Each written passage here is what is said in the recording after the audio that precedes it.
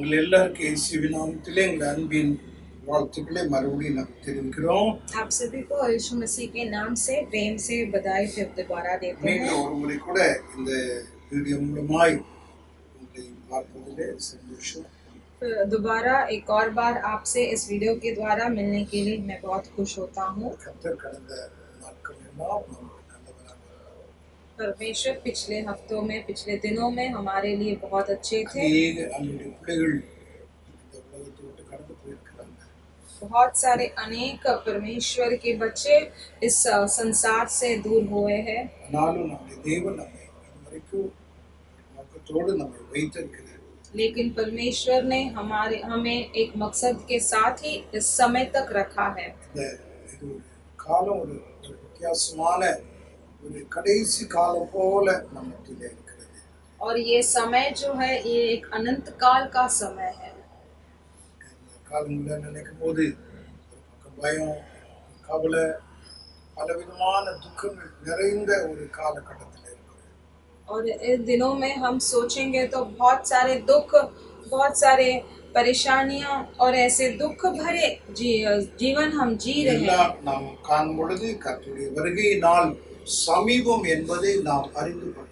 ये सब हम देखते हैं तो हमें समझना चाहिए कि परमेश्वर का आगमन शीघ्र है। நீங்கள் சோர்ந்து விடக்கூடாது. आप निराश न होना। உங்களுடைய விசுவாசத்தை உறுதியாய் பிடித்துக் கொள்ளுங்கள். आपके विश्वास को दृढ़ करना அதிகமாக ஜெபிங்க. और अधिक से अधिक प्रार्थना करना। கர்த்தருக்கு வேண்டிய பலன், ஆரோக்கியம், சுகத்தை வேண்டிய எல்லாவற்றையும் கர்த்தர் கட்டளையிடுவார். परमेश्वर आपको जो स्वस्थ तंदुरुस्त चाहिए और चंगाई चाहिए वो सब आपको देंगे। நாம் ஜெபிப்போம். हम सभी प्रार्थना करेंगे। அன்பின் நேச பிதாவே, நாங்கள் உமக்கு நன்றி சொல்லி இந்த காலையில உம்மை துதிக்கிறோம். हमारे प्रेमी अच्छे पिता, आपको धन्यवाद देकर इस सुबह के समय पर आपको धन्यवाद எவ்வளவு स्तुति करते हैं। துதித்தாலும் நீர் செய்த நன்மைகளுக்கு அது ஈடாகாது. कितना भी स्तुति करें तो भी आपने जो हमारे लिए किए भलाई का हम इकट्ठा नहीं कर மீண்டும் सकते। இந்த காலையில இந்த வெள்ளிக்கிழமை ஆண்டவரே உம்முடைய பிள்ளைகளோடு சேர்ந்து உம்மை பாடி துதிக்கவும் உம்முடைய சத்திய வசனத்தை கேட்டு நாங்கள் பலப்படவும் எங்களுக்கு நீ தந்த இந்த நல்ல வாய்ப்புக்காய் ஸ்தோத்திரம். फिर दोबारा एक और बार हम अपने सभी बच्चों के साथ मिलकर आपकी आराधना करना, स्तुति और गीत गाना और संदेश सुनने के लिए आपने हमें एक मौका दिया, उसके लिए धन्यवाद देते हैं। உம்முடைய கரங்களில் எங்களை தாழ்த்தி நாங்கள் आपके हाथों में अर्पण करके हम प्रार्थना करते हैं। ஒவ்வொரு காரியத்திலும் உம்முடைய பிரசன்னத்தை நாங்கள் உணர உதவி செய்யும். हर एक कार्य में आपका प्रशंसा हम महसूस करने के लिए परमेश्वर எங்களோடு सहायता சேர்ந்து कीजिए। ஆராதிக்கிற துதிக்கிற பிள்ளைகளை கர்த்தர் ஆசீர்வதியும். हमारे साथ मिलकर आराधना और स्तुति करने वाले बच्चों को आप आशीष கேட்க कीजिए। போகிற வார்த்தைகள் ஒவ்வொருடைய இருதயங்களிலும் அதை தொடரும். सुनने वाले हर एक हृदय में वो छूना चाहिए। இயேசு கிறிஸ்துவின் நாமத்தில் பிதாவே. यीशु मसीह के नाम से मांगते हैं। ஆமென். आमेन आमेन आमेन।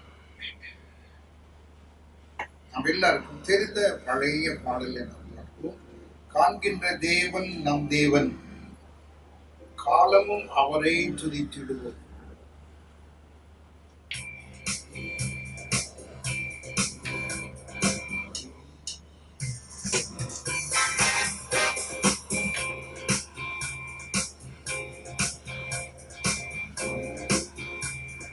காண்கின்ற தேவன் நம் தேவன், காலமும் அவரை துதித்திடுவோம். காண்கின்ற தேவன் நம் தேவன், காலமும் அவரை துதித்திடுவோம். தம்மை தேடும் உணர்வுள்ளவன் பரனில் எவரேனும் உண்டோ? தன்னை தேடும் உணர்வுள்ளவன் பரனில் எவரேனும் உண்டோ?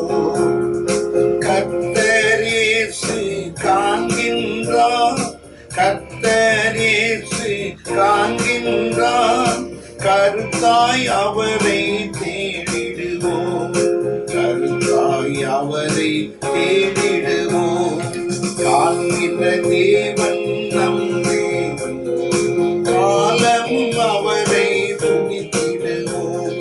காண்கின்ற தேவன் நம் தேவன், காலமும் அவரை துதித்திடுவோம்.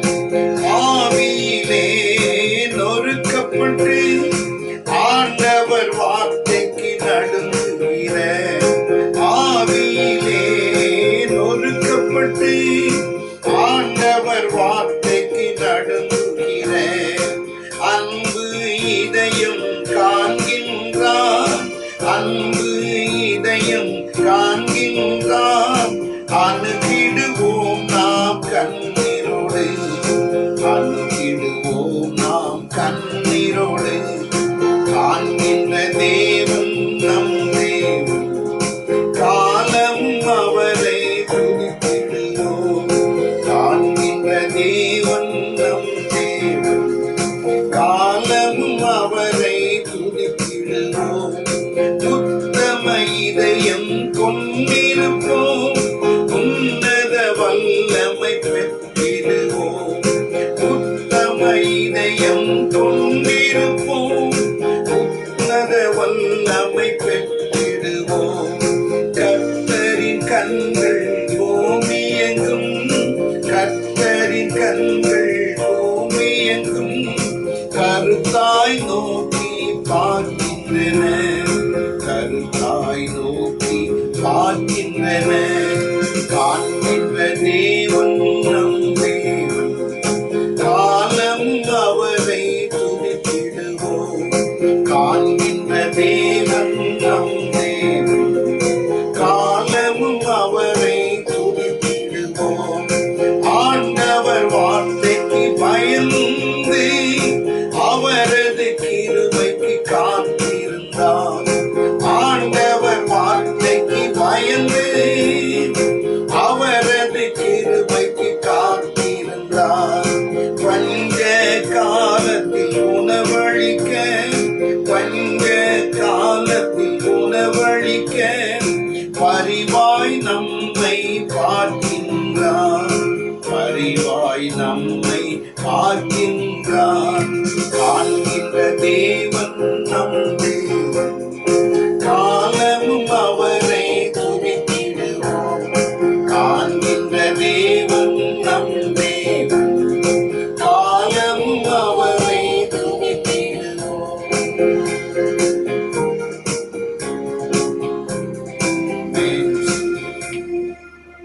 தேவன் காண்கிறவன், பார்க்கிறதான தேவன். ஆகையால் பயப்பட வேண்டியதில்லை. நாம் கர்த்தரை முழுமையாய் நாம் நம்புவோம், பற்றுக்கொள்வோம். நான் பயப்படும் நாளினிலே கர்த்தரை நம்பிடுவேன். என் கோட்டையும் அரணுமாயிருக்க நான் அடைக்கலும் புகுந்தேன்.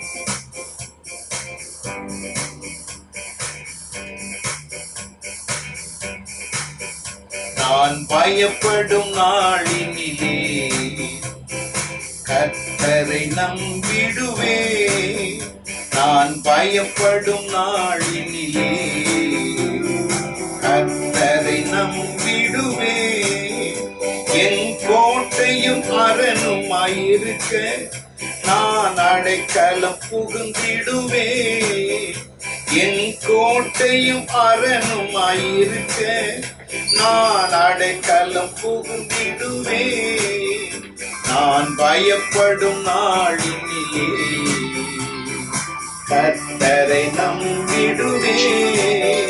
நான் பயப்படும் நாளினிலே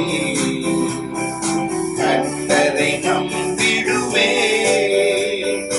உங்களில் இருப்பவர் பெரியவரே, பரிசுத்தமானவரே. உங்களில் இருப்பவர் பெரியவரே, பரிசுத்தமானவரே. அவர் காத்திடுவார் என்றும் நடத்திடுவார், அவர் காத்திடுவார் என்றும் நடத்திடுவார். நித்திய காலமெல்லாம் நம்மையே. நான் பயப்படும் நாளினிலே கர்த்தரை நம்பிடுவே. நான் பயப்படும் நாளினிலே கர்த்தரை நம்பிடுவே. என் கோட்டையும் அரணுமாயிருக்க நான் அடைக்கலம் புகுந்திடுவே. என் கோட்டையும் அரணுமாயிருக்க நான் அடைக்கலம் புகுந்திடுவே. நான் பயப்படும் நாளினிலே கர்த்தரை நம்பிடுவே. நம்மை காப்பவர் அயர்வதில்லை, உறங்குவதும் இல்லை. நம்மை காப்பவர் அயர்வதில்லை, உறங்குவதும் இல்லை. அவர் ஆலயத்தில் நான் அபயமிட்டேன், அவர் ஆலயத்தில் நான் அபயமிட்டு என் கூப்பிடுதல் அவன் செவிதனிலே நான் பயப்படும் நாளினிலே கர்த்தரை நம்பிடுவே நான் பயப்படும் நாளினிலே கர்த்தரை நம்பிடுவே என் கோட்டையும் அரணுமாயிருக்க நான் அடைக்கலம் புகுந்திடுவே என் கோட்டையும் அரணுமாயிருக்க நான் அடைக்கலம் புகுந்திடுவே நான் பயப்படும் நாளினிலே கர்த்தரை நம்பிடுவே நான் பயப்படும் நாளினிலே கர்த்தரை நம்பிடுவே.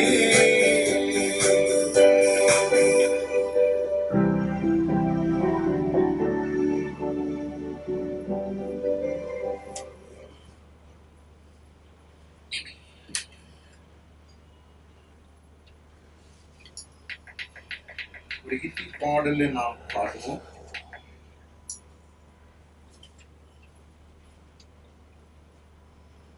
हमेशा आनंद है मुझे यीशु देता है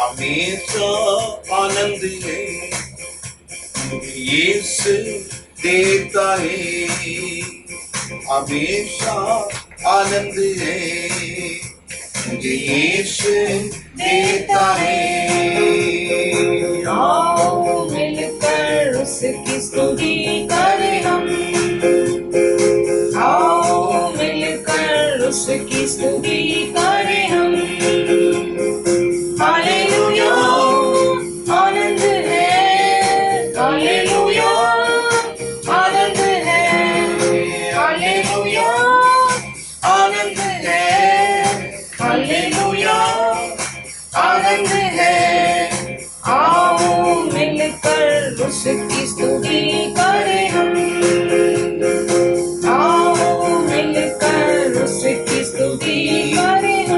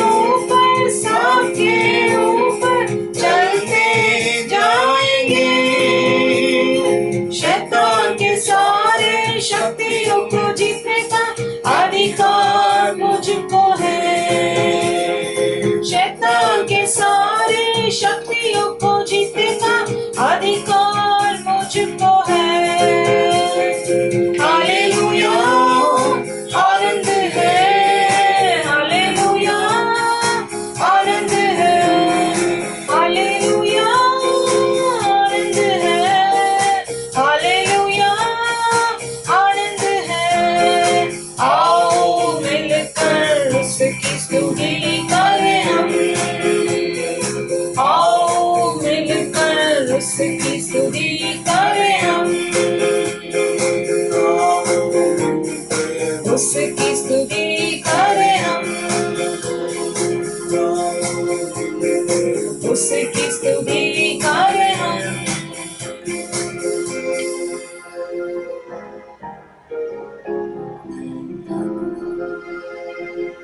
எல்லாரும் ஆண்டவரை நோக்கி நாம் ஜெபிப்போம். हम सभी परमेश्वर की ओर देखकर प्रार्थना करेंगे। நாம் கேட்க போகிற வார்த்தைகளை கர்த்தர் ஆசீர்வதிக்கணும். हम सुनने वाले वचनों को परमेश्वर आशीष करना है। இந்த சமயத்துக்கு ஏற்ற வார்த்தைகளை கர்த்தர் கொடுக்க அறிந்திருக்கிறார். इस समय के उपयोग के शब्दों को देने के लिए परमेश्वर जानते हैं। பரலோகத்தின் பிதாவே உமக்கு ஸ்தோத்திரம். परमेश्वर स्वर्गीय अच्छे पिता, आपका धन्यवाद हो। மீண்டும் நாங்கள் உம்மை துதிக்கிறோம். दोबारा एक और बार आपका स्तुति करते हैं। இந்த பாடலை ஆண்டவரே நீ கவனித்தீர் கேட்டீர். हमारे गीत को आपने सुना, आपने ध्यान दिया। எங்களோடு சேர்ந்து பாடின மக்களுக்காய் ஸ்தோத்திரம். हमारे साथ मिलकर गीत गाने वाले बच्चों के लिए நீர் धन्यवाद। எங்களுக்கு அடைக்கலமும் எங்களுக்கு அரணும் எங்கள் கோட்டையுமாய் இருக்கிறீர்.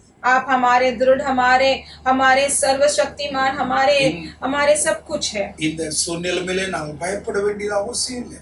परमेश्वर इस परिस्थिति में हमें डरना आवश्यक नहीं है। எல்லாவற்றையும் காண்கிற தேவ சமூகத்திலே எங்களை நாங்கள் ஒப்புக் கொடுக்கிறோம். सब कुछ देखने वाले परमेश्वर के सम्मुख में हम अपने आप को உம்மை अर्पण தவிர करते हैं। எங்களுக்கு வேற யாரும் இல்லை தகப்பனே. आपके बगैर हमारे लिए कोई भी नहीं நானே है। உன் பரிகாரி என்று சொன்னீங்களே. आप ही हमारे चंगाई करता है। आपने எகிப்துக்கு வந்த कहा வியாதிகள் ஒன்று உனக்கு வராது என்று சொன்னீங்களே.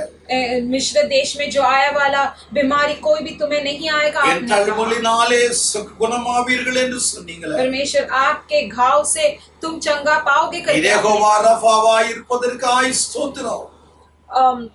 आप यहोवा रफा है, इसके लिए हम आपको धन्यवाद நீர் देते हैं। சுகமளிக்கிற தேவனாய் இருப்பதற்காய் आप चंगाई करता है, उसके लिए हम धन्यवाद देते எங்களோட हैं। நீங்க பேசுங்க. हमारे साथ आप बात நாங்கள் कीजिए। கேட்கிற நம்முடைய நாமம் மகிமைப்படும். हम सुनने वाले बच्चों, अब आपका नाम का केवल महिमा இயேசுவின் हो। நல்ல நாமத்தில் பிதாவே. यीशु मसीह के नाम से मांगते हैं अच्छे पिताओं में। தேவனுடைய வசனத்துக்கு நேராக நாம் செல்வோம். परमेश्वर के वचन की ओर हम लौटेंगे।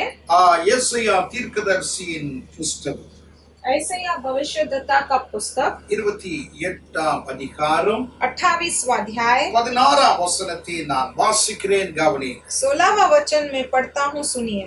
தேவனுடைய வசனங்களை கவனியுங்கள். परमेश्वर के वचन को आप ध्यान दीजिए। ஆதலால் கர்த்தராகிய ஆண்டவர் உரைக்கிறதாவது, इसलिए प्रभु यहोवा यो कहता है, இதோ அஸ்திபாரமான ஒரு கல்லை நான் சியோனில் வைக்கிறேன். देखो मैंने सियोन में नींव का एक पत्थर அது रखा है, பரீட்சிக்கப்பட்டதும் एक परखा हुआ पत्थर, வெளியேறப்பட்டதும் कोने का अनमोल அஸ்திபாரம் உள்ளதுமான மூலை கல்லாய் இருக்கிறது. और अति दृढ़ नींव के योग्य पत्थर। விசுவாசிக்கிறவன் பதரா. और जो कोई विश्वास रखे वो उतावली न करेगा। விசுவாசிக்கிறவன் பதரா. विश्वास रखे वो उतावली न இங்கே करेगा। தேவனுடைய மனுஷனாய் இருக்கிற ஏசாயா அன்றைக்கு இருந்த இஸ்ரவேல் ஜனங்கள் சோர்ந்து கவலையோடு பலவிதமான யுத்தத்தின் நெருக்கடியின் மத்தியிலே வாழ்ந்த ஒரு பிரச்சனையான ஒரு நேரத்திலே ஏசாயா இப்படி எழுதுகிறார். उन दिनों में जब इजराइल लोग जो बहुत दुखित और बहुत परेशानी समस्याओं के साथ जब जी रहे थे, तब भविष्यद्वक्ता यशायाह ने उनके बारे में उनके लिए ऐसा लिखा அன்றைக்கு இருந்த है। ஜனங்களுக்காக மாத்திரம் வேதம் எழுதப்படவில்லை. न केवल उन दिनों के लोगों के लिए ऐसा लिखा गया है ரோமர் शास्त्र 4ஆம் में। அதிகாரத்தில் சொன்னது போல இது நமக்காகவும் எழுதப்பட்டிருக்கிறது. रोमियो 4 अध्याय में जैसा लिखा है, ये हमारे लिए भी लिखा गया இங்கே है। வசனம் என்ன சொல்லுகிறது? यहाँ पर वचन क्या कहता है? ஸ்தோத்திரம். சியோனிலே ஒரு அஸ்திபாரமான ஒரு கல்லை நான் வைக்கிறேன். सियोन में एक नींव का एक पत्थर रखा हूँ அந்த கல் பரீட்சிக்கப்பட்டது, और वो पत्थर परखा गया அது है, வெளியேறப்பட்டது, वो कोने का அது अनमोल திட है அஸ்திபாரம் உள்ளதுமான மூலை கல்லாய் और இருக்கிறது. अति दृढ़ नींव के योग्य पत्थर है। அதன் மேல் யார் விசுவாசம் வைக்கிறானோ அவன் பதறா. और जो कोई उस पर विश्वास रखे वो कभी उतावली न இங்கே करेगा। ஆண்டவராகிய இயேசுவை குறித்து இங்கு சொல்லப்பட்டதான ஒரு தீர்க்க தரிசனத்தின் வார்த்தை. यहाँ पर परमेश्वर यीशु के बारे में बोला गया एक भविष्यद्वक्ता का वचन है। அந்த இயேசு எப்படிப்பட்டவர், அவருக்கு என்ன நிலைமை ஏற்பட்டது, அது அவர் மேல் யார் நம்பிக்கை வைத்தார்கள், அவருடைய நிலைமை என்ன என்பதையும் இந்த வேதம் நமக்கு சுட்டி காண்பிக்கிறது. यहाँ पर लिखा ऐसा बताया गया यीशु कैसे हैं, उन पर जो विश्वास करते हैं उनका क्या हुआ है और उनके बारे में यहाँ पर बताया गया है। விசுவாசிக்கிறவன் பதறான் என்று வேதம் சொல்லுகிறது. विश्वास करने वाला उतावला न करेगा ஒரு करके बोला है। கட்டடத்தினுடைய அமைப்பு यहाँ पर அதனுடைய உறுதியான தன்மை அஸ்திவாரத்திலே தானே காணப்படுகிறது. परमेश्वर का एक सृष्टि का एक नींव जो है वो का उसका नींव जो है वो इस उनके नींव पर ही दिखा है। वो विश्वास जो है उनकी नींव पर टिका होता है। ஒரு கட்டடத்தினுடைய அமைப்பு அதனுடைய உறுதியான தன்மை அதனுடைய அஸ்திவாரத்தின் மேல் தான் இருக்கிறது. एक इमारत का जो बनाया गया है उसका जो स्थिर है वो नींव पर ही टिका होता है। அது கட்டடத்தினுடைய ஒரு அலங்கரிப்போ அங்கே உள்ளே இருக்கிற எந்த விதமான காரியத்தின் மூலமாகவோ அந்த கட்டடம் அவ்விதமான உறுதியானது என்று சொல்ல முடியாது. जब उस इमारत को बनाया जाता है उस कमरे के अंदर का जो खूबसूरती है या फिर कमरे का जो बनाया है उस दीवारों के वजह से ये टिकता नहीं है। அந்த கட்டடம் எந்த அளவுக்கு அஸ்திவாரம் போடப்பட்டிருக்கிறதோ அந்த அளவுக்கு தான் அந்த கட்டடம் உறுதியாக நிற்கும். लेकिन एक इमारत का नींव जिस तरह से बहुत स्थिर गंभीरता से होता है उस पर ही वो टिका रहता है। அதேபோல ரட்சிக்கப்பட்ட ஒவ்வொரு கிறிஸ்தவர்களும் ஒவ்வொரு தேவனுடைய பிள்ளைகளும் அஸ்திவார கல்லாகிய இயேசுவின் மேல் நிற்கிறதான ஒரு அனுபவம் எப்பொழுதும் காணப்படும். उसी तरह हम परमेश्वर के बच्चे उस परमेश्वर के नींव के पत्थर के ऊपर हमें खड़ा होना है। நான் இயேசுவாகிய அஸ்திவாரத்தின் கல்லின் மேல் நான் நிற்கிறேன். मैं यीशु जो मेरा नींव का पत्थर है उस पर मैं खड़ा हूँ। ஓ எத்தனை புயல் வந்தாலும் எத்தனை காற்றடித்தாலும் எத்தனை பூகம்பம் வந்தாலும் அந்த அஸ்திவாரமான அந்த கல்லை யாரும் முறித்து போட முடியாது. चाहे कितना भी तूफान हो, चाहे कितना भी इतना हवा हो या कुछ भी भूकंप भी हो, तभी वो नींव का पत्थर हिलाया ना जाएगा जिस पर मैं खड़ा हूं। ஏனென்றால் நான் இயேசுவின் மேல் அவருடைய அஸ்திவாரத்தின் கல்லின் மேலே நான் நின்று கொண்டிருக்கிறேன். क्योंकि मैं यीशु के ऊपर उनके नींव के पत्थर के ऊपर मैं खड़ा हूँ। என்கிற விசுவாசம் அன்றைய பிள்ளைகளாகிய நமக்குள்ள எப்பொழுதும் காணப்படும். वैसा एक विश्वास हम परमेश्वर के बच्चों पर हमेशा दिखाई देना है। வாழ்க்கையில எவ்வளவு பிரச்சனைகள் வரலாம். हमारे जीवन में कई सारे परेशानी आ सकते हैं। காலம் துக்கங்களும் வேதனைகளும் கவலைகள் நிறைந்த ஒரு காலம். हम जो इस समय जो देख रहे हैं ये जो वर्तमान है वो सब दुखित और बहुत दर्द भरा एक என்ன நடக்கும் என்பது நமக்கு தெரியாது. क्या होने वाला है हम नहीं जानते। இதுவரைக்கும் நீங்கள் சந்தித்திராத ஒரு வினோதமான ஒரு காலகட்டத்திலே நீங்கள் நானும் இருந்து கொண்டிருக்கிறோம். अब तक आप ऐसा एक समय देखा ही नहीं होगा, वैसे एक समय पे हम आकर पहुंचे हैं। இந்த நாளிலே நமக்கு தேவை நம்முடைய விசுவாசம் தான் நமக்கு தேவை. इसीलिए इन दिनों में हमें जो चाहिए वो विश्वास की जरूरत है। உங்களுடைய விசுவாசம் உடையும் பொழுது, உங்களுடைய விசுவாசம் குறையும் பொழுது உங்களுடைய கிறிஸ்துவ வாழ்க்கையுடைய ஜெபம் எல்லாம் மாறி போகும். ஏன் இந்த வாழ்க்கை என்கிற ஒரு கேள்விதான் எழும்பிக் கொண்டிருக்கும். जब आपका विश्वास टूटता है, जब आपका विश्वास बिखर जाता है, तब ये मसीहों का जीवन का प्रार्थना का जीवन भी दबावट हो जाता है। எவ்வளவு குழப்பங்கள் வரட்டும், எவ்வளவு பிரச்சனைகள் வரட்டும், चाहे कितना भी परेशानी हो, चाहे कितने भी दुख आए। 28 ஏசாயா 16 நான் வாசித்தோம், விசுவாசிக்கிறவன் பதறான். ऐसाया 28:16 में हम पढ़ते हैं कि विश्वास में जो योग्य वो जो रखता है वो कभी उतावला नहीं ஏன் होगा। பதறவில்லை? क्यों उतावले नहीं होना ஏன் चाहिए? அவன் பதறாததற்கு காரணம் என்ன? क्यों उतावला नहीं होना चाहिए? कारण क्या है? அவனுடைய நம்பிக்கை எல்லாம் ஆண்டவராகிய இயேசுவின் மேல் அந்த அஸ்திவாரத்தின் கல்லின் மேல் வைக்கப்பட்டது. क्योंकि उनका विश्वास उन्होंने वहां पर यीशु के ऊपर, परमेश्वर के ऊपर वो विश्वास के वो उनका नींव के पत्थर के ऊपर रखा गया था। அவருக்கு என்ன ஏற்பட்டது? उनको क्या हो गया? இந்த வசனம் சொல்லுகிறது, ये वचन ने इसमें कहा है அவர் சோதிக்கப்பட்டார், वो परखा गए थे, பரீட்சிக்கப்பட்டார். वो उनको परखा गया था। அவர் பலவிதமான நிந்தை போராட்டங்களின் மத்தியிலே கடந்து போனார். वो बहुत सारे दुर्बलता से, बहुत सारे निंदा से वो அதன் चले மத்தியிலே गए थे। அந்த கல்லாகி இயேசுவானவர் திடமாக நின்றார். அவர் திட அஸ்திபாரமான கல் என்று வேதம் சொல்கிறது. उसके बीच में भी ये उनके नींव के पत्थर पर खड़े थे, क्योंकि उनका वो विश्वास के कारण ही वो उधर खड़े हैं। அது திட அஸ்திபாரமான ஒரு கல். वो एक नींव का योग्य पत्थर है। அந்த கல்லின் மேல் இருக்கிறவன் ஒரு காலமும் அசைக்கப்பட முடியாது.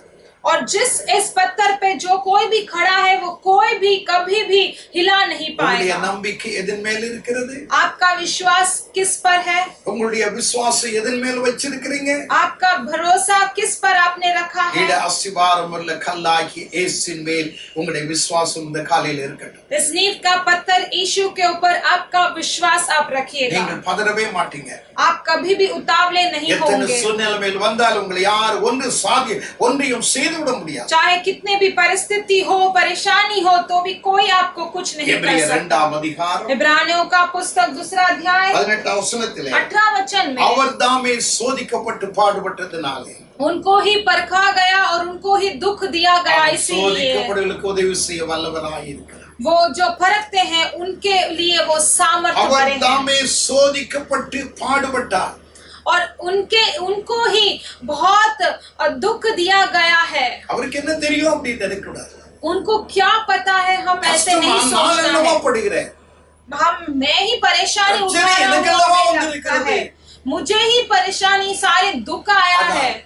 இது எழுதின அந்த ஆக்கியோன் இப்படி சொல்லுகிறார், அவர் தாமே சோதிக்கப்பட்டு பாடுபட்டார். लेकिन वहां लिखने वाले लेखक ऐसे कहते हैं कि वही बहुत दुख और कष्ट उन्हें पहुंचा யார் है। அவர்? ஆண்டவராகிய இயேசுவானவர். वो कौन है? वो परमेश्वर यीशु है। நம்முடைய கஷ்டம் அவருக்கு தெரியும். हमारे कष्ट वो जानते நம்முடைய हैं, வியாதி அவருக்கு தெரியும். हमारे बीमारी वो நம்முடைய जानते हैं, பிரச்சனை அவருக்கு தெரியும். हमारे परेशानी वो जानते हैं। அவர் சோதிக்கப்பட்டார், அவர் பாடுபட்டார்.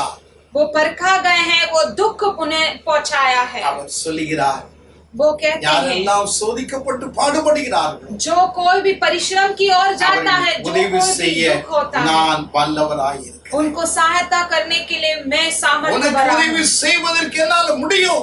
उनके आप तुम्हें सहायता करने के लिए मैं चाहता உன்மேல் हूं, मैं जानता உனக்குள் हूं। இருக்கிறதான பலவீனங்களை மாற்ற என்னால் முடியும். तुम्हारे जो भी कमजोरी को बदलने உன் मैं வியாதியை जानता हूं, मुझसे சுகமாக்க होता என்னால है। முடியும்.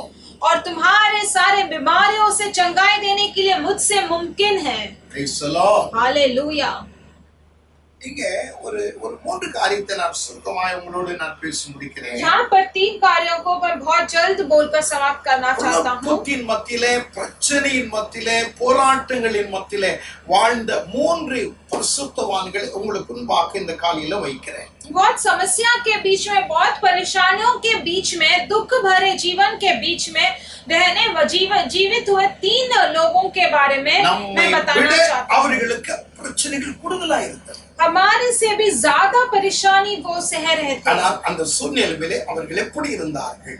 लेकिन उस परिस्थिति में वो कैसे थे? அவர்கள் ஏன் அந்த நிலைமையிலும் அவர்கள் தங்களுடைய விசுவாசத்தை காத்துக் கொண்டார்கள்? क्यों उस परिस्थिति में भी उन्होंने अपना विश्वास के दृढ़ पे टिके थे? 3 காரியங்கள். 3 कार्य है। ஒன்று பயங்கரமான காட்சி. एक जो है, एक भयानक जो एक कार्य है। 2 ராஜாக்களின் புஸ்தகம் 6ஆம் அதிகாரம் दूसरा राजा का पुस्तक 6 अध्याय 15 வசனத்தை எடுத்துக் கொள்ளுங்கள். 6 अध्याय 15 वचन ले लेंगे। அப்பொழுது வேலைக்காரன் அவனை நோக்கி, ஐயோ என் ஆண்டவரே, என்ன செய்வோம் என்றார். तब उसके वो जो भक्त ने देखकर उसने कहा कि परमेश्वर अब क्या कर सकते हैं, कहा। அப்பொழுது வேலைக்காரன் அவனை நோக்கி, ஐயோ என் ஆண்டவரே, என்ன செய்வோம் என்றார். तब उसके सेवक ने उससे कहा, हाय मेरे स्वामी, हम क्या करें? இந்த பயங்கரமான ஒரு காட்சி ஒரு கேள்வி வடிவிலே இங்க வருகிறது. ये एक भयानक सा एक संभव जो है, एक प्रश्न चिन्ह के रूप में आ रहा है। எலியாவுடைய காலங்கள் முடிந்து எலிசாவுடைய காலங்கள், ஊழிய காலங்கள் தொடங்கின நாட்கள். एलिया का जो समय समाप्त होकर अभी एलिसा का जो समय आ गया है, वह दिन जो उनकी सेवा का दिन शुरू हो गया। எலிசா என்றால் ரட்சகர் என்று அர்த்தம். एलिसा मतलब रक्षक करके एक मतलब है। எலியா மக்கள் மத்தியிலே ஊழியம் செய்தார். எலிசா திரளான மக்கள் மத்தியிலே எலியா ஊழியம் செய்தார். எலிசா தனிப்பட்ட மனுஷருடைய மத்தியிலே அவர் ஊழியம் செய்தார். एलिया जो है बहुत सारे झुंड लोगों के बीच में उन्होंने सेवा किया। एलिसा जो है अकेले एक हर एक व्यक्ति के जीवन में सेवा किया। எலிசா பார்ப்பதற்கு ஒரு சாதாரண ஒரு மனுஷனை போல இருந்தாலும் அவன் அமிதமாய் அவருடைய தோற்றம் சாதாரணமாய் இருந்தாலும் பயங்கரமான காரியங்களை செய்த ஒரு நல்ல பரிசுத்தவான். एलिशा जो है एक साधारण व्यक्ति दिखते थे, लेकिन उन्होंने जो कार्य किया वो बहुत ही भयानक और बहुत ही पवित्रता था। இந்த நேரத்திலே அவருடைய வேலைக்காரனாகிய கேயாசி தண்ணீர் எடுப்பதற்காக வெளியே போயிருக்கிறார். उन दिनों में जो उनके नौकर जो केयासी थे वो पानी लेने के लिए बाहर चले गए। அப்பொழுது அந்த அதிகாலையிலே ஸ்தோத்திரம் அவருடைய வீட்டை சுற்றிலுமாக சிரியாவுடைய படைகள் குதிரைகளும் ரதங்களும் நிறைந்திருப்பதை கண்டார். तब उस बड़ी बोर के समय पर सीरिया का जो युद्ध से सेना आ गए थे, बहुत सारे घोड़े और रथों को लेकर उस पूरे नगर में आ गए थे।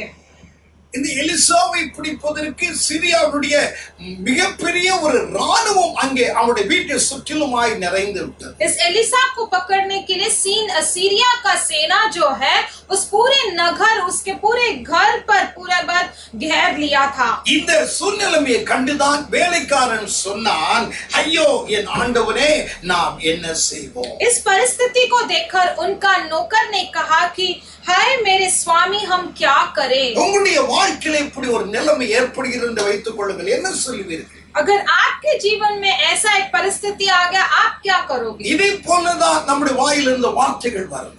आपके जीवन में भी आपका शब्द ऐसा ही निकलेगा। ஏன் இந்த நிலைமை அவனுக்கு ஏற்பட்டது? क्यों ऐसे परिस्थिति उसे आ गया? இந்த தீர்க்கதரிசியாகிய எலிசா இஸ்ரவேலின் ராஜாவுக்கு ஒவ்வொரு முறையும் எதிராளிகளிடத்திலிருந்து வருகிற பிரச்சனைகள் எல்லாம் சொல்லி கொடுப்பார். ये भविष्यद्वक्ता एलिशा जो है इजराइल राजा को जो भी परेशानी आता था वो पहले ही उन्हें बता देता था। தேவனோடு கூட நெருங்கின ஒரு ஐக்கியம் உள்ள ஒரு தேவ மனுஷனாய் ஸ்தோத்திரம் எலிசா இருந்ததினாலே கர்த்தர் ஒன்றையும் அந்த தேசத்தில் வருகிற பிரச்சனைகளை அவனுக்கு மறைத்து வைக்கவில்லை. क्योंकि ये परमेश्वर के साथ इसका एक अच्छा संबंध था एलिशा का, इसकी वजह से जो कोई भी परेशानियां और युद्ध आता था तब परमेश्वर ने उसे छुपाते नहीं थे, उन्हें तुरंत कहते थे। ஆதியாகமம் 18:18 வாசிக்கிற நான் செய்ய போகிறதை ஆபிரகாமுக்கு மறைப்பேனோ? उत्पत्ति 18:18 में हम पढ़ते हैं कि मैं जो करने वाला हूँ वो अब्राहम से क्या मैं छुपाऊंगा? தேவனுடைய பிள்ளைகளுக்கு ஆண்டவரோடு கூட நெருக்கமாய் இருக்கிற தேவ மக்களுக்கு வரப்போகிற பிரச்சனைகளை ஒன்றையும் மறைக்க மாட்டார். परमेश्वर के बच्चों के साथ परमेश्वर से जो बहुत सगा संबंधी में है उनसे परमेश्वर कभी अपना समस्या नहीं छुपाएंगे। இஸ்ரவேலின் ராஜாவே உமக்கு ஒரு பிரச்சனை வரப்போகிறது, அது சிரியா மூலமாக வரப்போகிறது. इजराइल राजा आपके लिए एक परेशानी आने वाला है, वो सीरिया से ही आने वाला है। அவன் இந்த வழியாக வரப்போகிறான், वो इस रास्ते से आने वाला है, அவன் இந்த வழியாக வரப்போகிறான், वो इस मार्ग से आने वाला है। இப்படி ஒரு பிரச்சனை உனக்கு வரப்போகிறது, ऐसा एक परेशानी तुम्हें आने वाला है என்று சொல்லி ऐसे कहकर ஸ்தோத்திரம் அமிதமாய் அந்த அந்த இஸ்ரவேலின் ராஜாவை அவன் எப்பொழுதும் எச்சரிக்கைப்படுத்திக் கொண்டே இருந்தான். ऐसे हमेशा कहकर वो इजराइल राजा को वो हमेशा उन्हें सावधान करते रहता था। அப்பொழுது அவன் யுத்தம் செய்வதற்கு வருவான், இவன் ரெடியாக இருப்பான், யுத்தத்திற்கு ரெடியாக இருப்பான். இதை பார்த்த உடனே सीरिया ராஜா வெட்கப்பட்டு திரும்பி போய் விடுவான். तब वो क्या करता था कि हमेशा इसीलिए वो तैयार हो जाते थे, युद्ध के लिए भी तैयार हो जाते थे।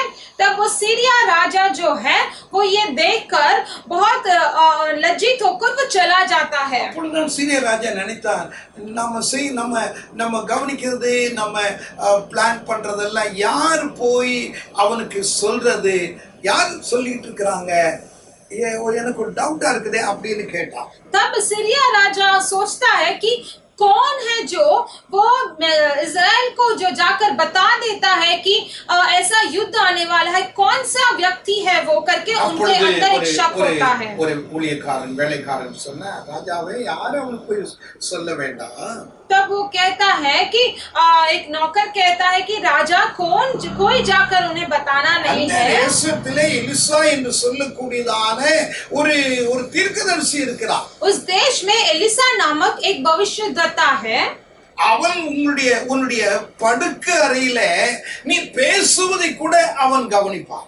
वो आपके जो सोने वाले कमरे के अंदर भी वो आप जो बात करते हैं वो ध्यान दे सकता है, அவன் ஆராதிக்கிற தேவன் அவனுக்கு அதை சொல்லிக் கொடுப்பான். क्योंकि वो आराधना करने वाला परमेश्वर उन्हें वो सिखाता है। யார் இங்கிருந்து போய் அங்க போய் சொல்லல, ஆனா அந்த எலிசா தான் இதற்கு காரணம். அவனை பிடிச்சிட்டோம்னா பிரச்சனை ஓய்ந்தது. इसीलिए कोई भी यहाँ से वहां नहीं कहता है, लेकिन उसका कारण सिर्फ एलिशा ही है। अगर हमने उन्हें पकड़ लिया तो सारे परेशानियां दूर हो जाएंगे। அவன் எங்கே இருக்கிறான் என்று सीरिया राजा கேட்டான். तब वो पूछता है सीरिया राजा कि वो कहाँ पर है। அவன் தோத்தான் என்ற இடத்திலே இருக்கிறான். तो उसे कहा जाता है कि वो तोतान नामक एक नगर में है। இந்த தோத்தான் எருசலேமிலிருந்து ஒரு 70 மைல் தூரத்திலே உள்ள ஒரு நகரம்.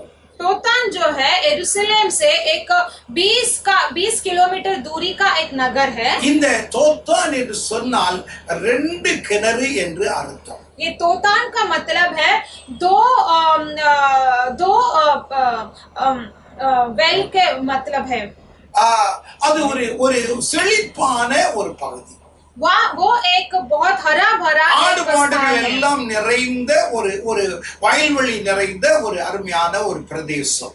वो जहाँ पर हमेशा गाय बकरियां और बहुत सारे खेत भरा एक प्रदेश है। அந்த இடத்திலே எலிசா தன்னுடைய ஹெட் குவார்ட்டரை தலைமை செயலகமாக அது வைத்திருந்தார். तब वहाँ उस स्थान में एलिसा ने उनका एक हेडक्वार्टर वहाँ पर रखा गया था। அப்பதான் நினைத்தான், இந்த தோத்தானில் இருக்கிறான்னு கேள்விப்பட்ட உடனே அந்த தோத்தானுக்கு அந்த சிரியாவுடைய படைகளை அனுப்பி வைக்கிறார். तब ये तोतान में है, वो उन्होंने उनको पता चलते ही वो तोतान में अपने सीरिया सेनाओं को भेजता है। எப்பொழுது அவன் அனுப்பி வைத்தான்? वो कभी भेजता है? வேதம் என்ன சொல்கிறது? शास्त्र क्या कहता है? ஸ்தோத்திரம். 2 ராஜாக்களின் புஸ்தகம் 6ஆம் அதிகாரத்தை நீங்கள் வாசித்தால், दूसरा राजा का पुस्तक 6 अध्याय पढ़ेंगे। அவன் 8ஆம் வசனத்தில் 14ஆம் வசனம் வரைக்கும் நீங்கள் வாசித்தால், ராத்திரி நேரத்திலே அந்த வீட்டை சுற்றிலுமாய் அவர்கள் சூழ்ந்து விட்டார்கள். 8 से 14 जब आप पढ़ेंगे तो आपको पता चलेगा कि रात के समय पर उनके सारे कर्मचारियों जो है वो नगर के पूरी और वो घेरे हुए थे। தேவனுடைய பிள்ளைகளுக்கு விரோதமாய் பிசாசு எப்பொழுது வருவான் என்றால், परमेश्वर के बच्चों के विरुद्ध जब एक शैतान कब आता है, நீங்கள் விழித்துக் கொண்டிருக்கும் பொழுது வர மாட்டான்। वो कभी भी आप जागते समय नहीं आएगा। நீங்கள் எப்பொழுது சோர்வா இருக்கிறீங்களோ, जब आप निराशपन में होंगे, எப்பொழுது நீங்க உறங்குறீங்களோ, जब आप सोते होंगे, எப்போ கொஞ்சம் பலவீனம் பண்றீங்களோ, जब आप कमजोरी में होंगे, அந்த நேரத்தில் தான் உங்களை தட்டுவதற்காக பிசாசு கரெக்டான நேரமாய் எடுத்துக்கொண்டு வருவான்। तब उसी समय में जो शैतान है वो आपको बिखरने के लिए वो उस समय पर आता है। தேவனுடைய பிள்ளைகளாகிய நாம் எப்பொழுது விழிப்புள்ளவர்களாக நாம் காணப்பட, इसलिए परमेश्वर के बच्चे हमें हमेशा सावधान रहना चाहिए। இப்போ ராத்திரி நேரத்துல இந்த சிரியாவுடைய படைகள் ஸ்தோத்திரம் அந்த தோத்தானில் இருக்கிற எலிசாவுடைய வீட்டை சுற்றிலுமாய் சூழ்ந்து விட்டார்। अब इस रात के समय पर सीरिया का सेना जो है तोतान नामक वो नगर पे उनके एलिशा के जो घर के पूरे ओर पर वो घेर लेते हैं। அப்பொழுதுதான் இந்த வேலைக்காரன் வெளியே வந்து பார்க்கிறான், சிரியாவுடைய படைகள் ராணுவங்கள் குதிரைகள் எல்லாம் நிறைந்து இருக்கிறது, ஸ்தோத்திரம் பெரிய மிலிட்டரியே இருக்குது। அப்பதான் உள்ள ஓடி போய் அவன் எலிசா தீர்க்கதரிசியிடத்துல சொல்றான், ஐயோ ஆண்டவனே நாம் என்ன செய்வோம்? तभी वो जो नौकर जो है बाहर जाके देखता है कि सीरिया का पूरा सेना और सारे घोड़े रथों सब आ गया है, उनके चारों ओर घेर लिया है। तब वो अंदर आकर कहता है, स्वामी अबे हमें क्या அவன் करना है। யாரிடத்தில் ஓடினான்? தீர்க்கதரிசியாகிய எலிசாவிடத்தில் ஓடினான். वो किसके पास भाग कर आया? वो भविष्यद्वक्ता एलिशा के पास ही भाग உங்களுக்கு कर आया। பிரச்சனைகள் வரலாம், आपको परेशानियां आ सकते பலவீனங்கள் हैं, வரலாம், कमजोरियां आ सकते हैं, சத்துரு உங்களுடைய குடும்பத்துக்கு விரோதமாய் எழும்பலாம், शैतान आपके विरुद्ध खड़ा हो सकता है, உங்களுடைய சமாதானத்தை கெடுக்கலாம், आपके समाधान को वो உங்களுடைய नष्ट कर குடும்பத்தில் सकता இருக்கிற है, எல்லா நிம்மதியும் கெடுப்பதற்கு அவன் கடந்து வரலாம். आपके जीवन का जो शांति है वो पूरे இந்த तरह से वो नष्ट வேலைக்காரன் कर सकता है। எலிசாவிடத்தில் ஓடி வந்தது போல ரட்சகராயிருக்கிற பரம எலிசாவிடத்திலே நீங்கள் ஓடி வர வேண்டும். जैसा ये नौकर उस भविष्यद्वक्ता एलिसा के पास दौड़ कर आता है, उसी तरह आप हमारे स्वर्गीय पिता जो एलिशा है उनके ये पास आपको दौड़ कर आना है। காரணம் என்ன? நீதிமொழிகள் 18ஆம் அதிகாரம் 10ஆம் வசனத்திலே கர்த்தருடைய நாமம் பலத்த துருகம். क्यों? कारण क्या है? और नीति वचन 18:10 में हम पढ़ते हैं कि परमेश्वर का नाम ही एक दृढ़ बड़ा नाम है। ஓ நீதிமான்கள் அதற்குள்ளோடி சுகமாயிருப்பார். और जो धार्मिक लोग हैं उसके अंदर दौड़ते ही वो இயேசுவின் सुरक्षित रहते हैं। நாமத்துக்குள்ளாய் நீங்கள் கடந்து வந்து பாருங்க. जब यीशु के नाम से आप अंदर आके எத்தனை देखिएगा, பிரச்சனைகள் வரட்டும், चाहे कितने सारे எத்தனை परेशानियां आए, குழப்பங்கள் வரட்டும், चाहे कितने सारियां बहुत सारे दुर्बलताएं आए, உங்களுடைய பிரச்சனையின் மத்தியிலே இயேசுவின் நாமத்திலே நீங்கள் கடந்து வந்து அவரை பற்றி கொண்டு பாருங்கள். கர்த்தர் உங்களுக்கு அற்புதங்களை செய்யும். उस समस्या के बीच आप यीशु के नाम को पकड़ के अंदर आके देखिएगा, परमेश्वर अद्भुत कार्य करेंगे। என்னப்பா நீ இப்படி சொல்ற, என்னாச்சு, என்ன நடந்தது அப்படின்னு வெளியில வந்து எலிசா தீர்க்கதரிசி அதை பார்க்கல. क्यों? क्या बोल रहा है, क्या हुआ करके ऐसा बोलकर एलिशा भविष्यद्वक्ता बाहर आके नहीं நம்ம देखता யாருக்கு है। எந்த துரோகம் செய்யலையே.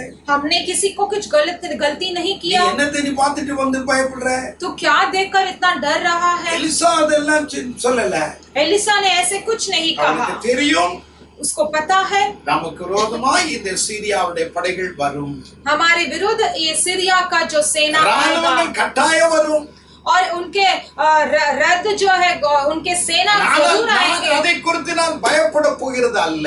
मैं उसके लिए मैं डरूंगा नहीं, ஏனென்றால் என்னுடைய நம்பிக்கை எல்லாம் திடாசிபாரமாகிய இயேசு மேல் நான் வைத்திருக்கிறேன். क्योंकि मेरा जो विश्वास है वो दृढ़ का नींव यीशु के ऊपर है। ஆகையால் தான் எலிசா இவனை போல அவன் பயப்படவில்லை. इसलिए एलिशा उसके जैसा वो नहीं डरा। ஐயோ நம்ம பண்ட பாத்திரத்தை எல்லாம் தூக்கி எடுத்து எங்கேயாவது ஓடுவோம் அப்படின்னு நான் சொல்லல. उसने ऐसा नहीं कहा कि चलो बर्तन सब उठा लो, सारे चीजें उठा लो, हम भाग जाएंगे। ஒரு காரியத்தை சொல்லி அவனுக்காக ஜெபிக்கிறார். लेकिन उसने एक कार्य कहकर उसके लिए प्रार्थना किया। ஆண்டவரே இவன் பார்க்கும்படிக்கு இவன் கண்களை திறந்தருளும். तब उसने प्रार्थना किया कि परमेश्वर वो देखने के लिए उसके दृष्टि खोलिएगा। இந்த வேலைக்காரன் பார்க்கும்படிக்கு இவன் கண்களை திறந்தருளும். परमेश्वर ये नौकर देखने के लिए उसकी दृष्टि खोल दीजिए। அவன் கண்களை திறந்த உடனே அவன் அந்த தன்னுடைய வீட்டை சுற்றிலும் அந்த கூடாரத்தை சுற்றிலும் அக்கினி ரதங்களும் குதிரைகளும் நிற்பதை அவன் கண்டான். जैसे उसका दृष्टि खोला गया था, उसने अपने घर के पूरी ओर पर देखा गया कि अग्नि का आग का रथ जो है और बहुत सारा जो आग है वो भरा हुआ था उसके पूरे ओर। ஒரு பெரிய அவன் சீரியாவுடைய மிலிட்டரியை விட மிக பயங்கரமான military, fire chariot, fire horse, குதிரைகள் எல்லாம் நிறைந்து இருக்கிறது, எல்லாம் அக்கினியாய் இருக்கிறது। और उसने देखा कि उनके सेना से भी, उनके जो रथों से भी ये बहुत ही भयानक था, पूरे अग्निमयों से, घोड़ों से भरा था, रथों से भरा था। அதைத்தான் 2 ராஜாக்கள் 6:17 நாம் வாசிக்கிறோம்। वही हम दूसरा राजा 6:17 में हम पढ़ते हैं। எனக்கு அருமையானவர்களே, मेरे प्रिय लोग, உங்களை காக்கிறவர் உறங்குவதில்லை, தூங்குவதில்லை। आपको रक्षा करने वाले कभी ना सोते, कभी ना சில பிரச்சனைகள் வரும் பொழுது ஏதோ நமக்கு தான் வந்தது, ஆண்டவருக்கு தெரியாது அப்படின்னு நம்ம நினைக்கிறோம்। कभी हमें कोई समस्या आ गया, हमें ही आ गया, परमेश्वर क्या जानते हैं, हम हमेशा सोचते हैं। அப்படி அல்ல, लेकिन वैसा नहीं है। உங்களுடைய பிரச்சனை எல்லாம் பார்க்கிறார்। आपके सारे परेशानियां परमेश्वर देखते हैं। அவர் என்றால் அவர் சோதிக்கப்பட்டவர்। क्योंकि उन्होंने आपसे भी बहुत ஜனம் எப்படி இருக்கும் என்பது அவருக்கு தெரியும்। और अगर ऐसे जो परीक्षा से गुजर रहे हैं उनको कैसा होगा वो जानते हैं। உங்களுக்கு உதவி செய்யும்படியாய் கடந்து வருகிறார்। आपको सहायता करने के लिए वो आए हैं। அக்கினி ரதங்கள் குதிரைகள் நிறைந்திருப்பதை இந்த வேலைக்காரன் பார்க்கிறான். अग्निमय जो घोड़ा और रथ से भरा हुआ ये नौकर देखता है। ஹல்லேலூயா. हालेलुया। சிரியாவுடைய படைகளை பார்க்கிலும் மிகுந்த வல்லமை நிறைந்த அக்கினியாய் இருக்கிற படைகள் அவனுக்கு அவனுக்கு பாதுகாப்பாய் காணப்பட்டது. सीरिया का जो सेना देखने से ज्यादा अधिक से अधिक अग्निमय से भरा हुआ ये सेना जो है उसको बहुत सामर्थ्य भरा दिखा। உலகத்தில் இருக்கிறவனிலும் நம்மில் இருக்கிறவன் பெரியவன். संसार के लोगों से हमारे अंदर जो है वो बड़े அவர்களோடு हैं। கூட இருக்கிறவர்களை பார்க்கில் நம்மோடு கூட இருக்கிறவர் அதிகம். उनसे भी जो है उनके साथ जो भी है हमारे साथ जो है वो तो बहुत बड़े हैं उनसे பைபிள் भी। சொல்கிறது 34ஆம் சங்கீதத்திலே கர்த்தர் பயந்தவர்களை சூழ பாளையம் இறங்கி அவர்களை விடுவிக்கிறார். और हम भजन संगीता 34 में पढ़ते हैं परमेश्वर जिससे डरते हैं जो डरते हैं उसे परमेश्वर नष्ट करके परमेश्वर उन्हें घेर लेते हैं। ஆண்டவராகிய கர்த்தர் உனக்கு பாதுகாப்பாய் இருக்கிறார். परमेश्वर आपके लिए एक உன் தலையில் सुरक्षा இருக்கிற ஒரு कवच है। முடியும் விழுவதில்லை. तेरे बालों सिर के बाल कोई भी नहीं गिरेंगे। உன்னுடைய நடைகள் எல்லாவற்றையும் நான் எண்ணி வைத்திருக்கிறேன். तेरे चाल चलन में गिन உன் के रखा கண்ணீரை என் துருத்தியில் வைத்திருக்கிறேன். और तेरे आंसुओं को मैं अपने दृष्टि में रखा हूँ। ஒன்று வீணாவதில்லை. कोई भी व्रत नहीं ஓ जाए। நம்முடைய தேவன் எவ்வளவு நல்லது. हमारे परमेश्वर कितने भला நம்மை है। பாதுகாக்கிற ஆண்டவருக்காய் நாம் கர்த்தரை துதிக்கணும். हमें सुरक्षित करने वाले परमेश्वर का हमें उनका स्तुति करना இந்த है। தோத்தானிலே தீர்க்கதரிசியாகிய எலிசாவை பாதுகாப்பதற்கு தேவன் பரலோகத்திலிருந்து ஒரு பெரிய சைனியத்தை அனுப்பியிருந்தார். और इस तोतान में परमेश्वर ने भविष्यद्वक्ता एलिसा का सुरक्षित करने के लिए परमेश्वर ने स्वर्ग से इतना बड़ा एक सेना ही भेजा உடனே दिया। நம்ம நினைப்போம் तुरंत हम ऐसे सोचेंगे எல்லாருக்கும் ஆண்டவர் அப்படி செஞ்சிட்டா இருக்கிறார். क्या सभी को परमेश्वर ऐसे ही भेजेंगे। எலிசாவுக்கு அப்படி பண்ணினார், கரெக்ட். एलिशा के लिए वैसा किया, ठीक है। ஆனால் என் வாழ்க்கையில் அப்படி நடக்கலையே. क्या मेरे जीवन में ऐसा तो नहीं हुआ। இதை போன்று தோத்தானிலே நடந்த இன்னொரு சம்பவத்தை நான் உங்களுக்கு சொல்கிறேன். ऐसा एक तोतान में एक हुआ दूसरा संभव को मैं बताना चाहता தோத்தான் ரெண்டு இடங்களில் மாத்திரம்தான் வேதாகமத்திலே குறிக்கப்பட்டிருக்கிறது. शास्त्र में तोतान 2 जगह पे दिखाया गया இந்த है। ரெண்டு இடங்களும் ஒரு பிரச்சனை நிறைந்த ஒரு சூழ்நிலையை தான் கொண்டு வந்தது. ये 2 जगह भी एक परेशानियां भरा एक परिस्थिति लेकर आया। இங்கே सीरियाவுடைய படைகள் அந்த தோத்தான்ல வந்தது. ये सीरिया का सेना जो तोतान में आया था। ஸ்தோத்திரம். இன்னொரு அந்த தோத்தான் அந்த அதே ஊர்ல இன்னொரு சம்பவம் 17 வயதுள்ள ஒரு வாலிபனுக்கு நடந்தது. एक तोतान में और एक संभव हुआ जो 17 साल का एक युवक के साथ हुआ। ஆதியாகமத்தின் புஸ்தகம் 37ஆம் அதிகாரம் उत्पत्ति का पुस्तक 37वां अध्याय 17ஆம் வசனத்தை எடுத்துக்கொள்ளுங்கள். 17 वचन हम ले लेंगे। யாக்கோபு அவருடைய மகனாகிய யோசேப்பை அழைத்து அவருடைய அண்ணன்மார்களை பார்த்துவிட்டு வரும்படியாய் சொல்லுகிறார். याकूब अपने भाइयों को जाके देखकर आने के लिए वो कहते हैं। யோசேப்பை அனுப்பி வைக்கிறார். यूसुफ को भेजते हैं। யோசேப்பு தன் சகோதரர்களை பார்ப்பதற்காக தகப்பன் கொடுத்த எல்லா விதமான பொருட்களையும் எடுத்துக்கொண்டு மகிழ்ச்சியோடு அண்ணன்மார்கள் எங்க இருக்கிறாங்க தேடி தேடி தேடிட்டு வந்தா கடைசியில தோத்தானில் இருக்கிறார்கள் என்று அறிந்து கொண்டார். और यूसुफ जो है अपने पिता याकूब ने दिया गया चीजों को लेकर बहुत खुशी से अपने भाइयों को देखने के लिए चला गया।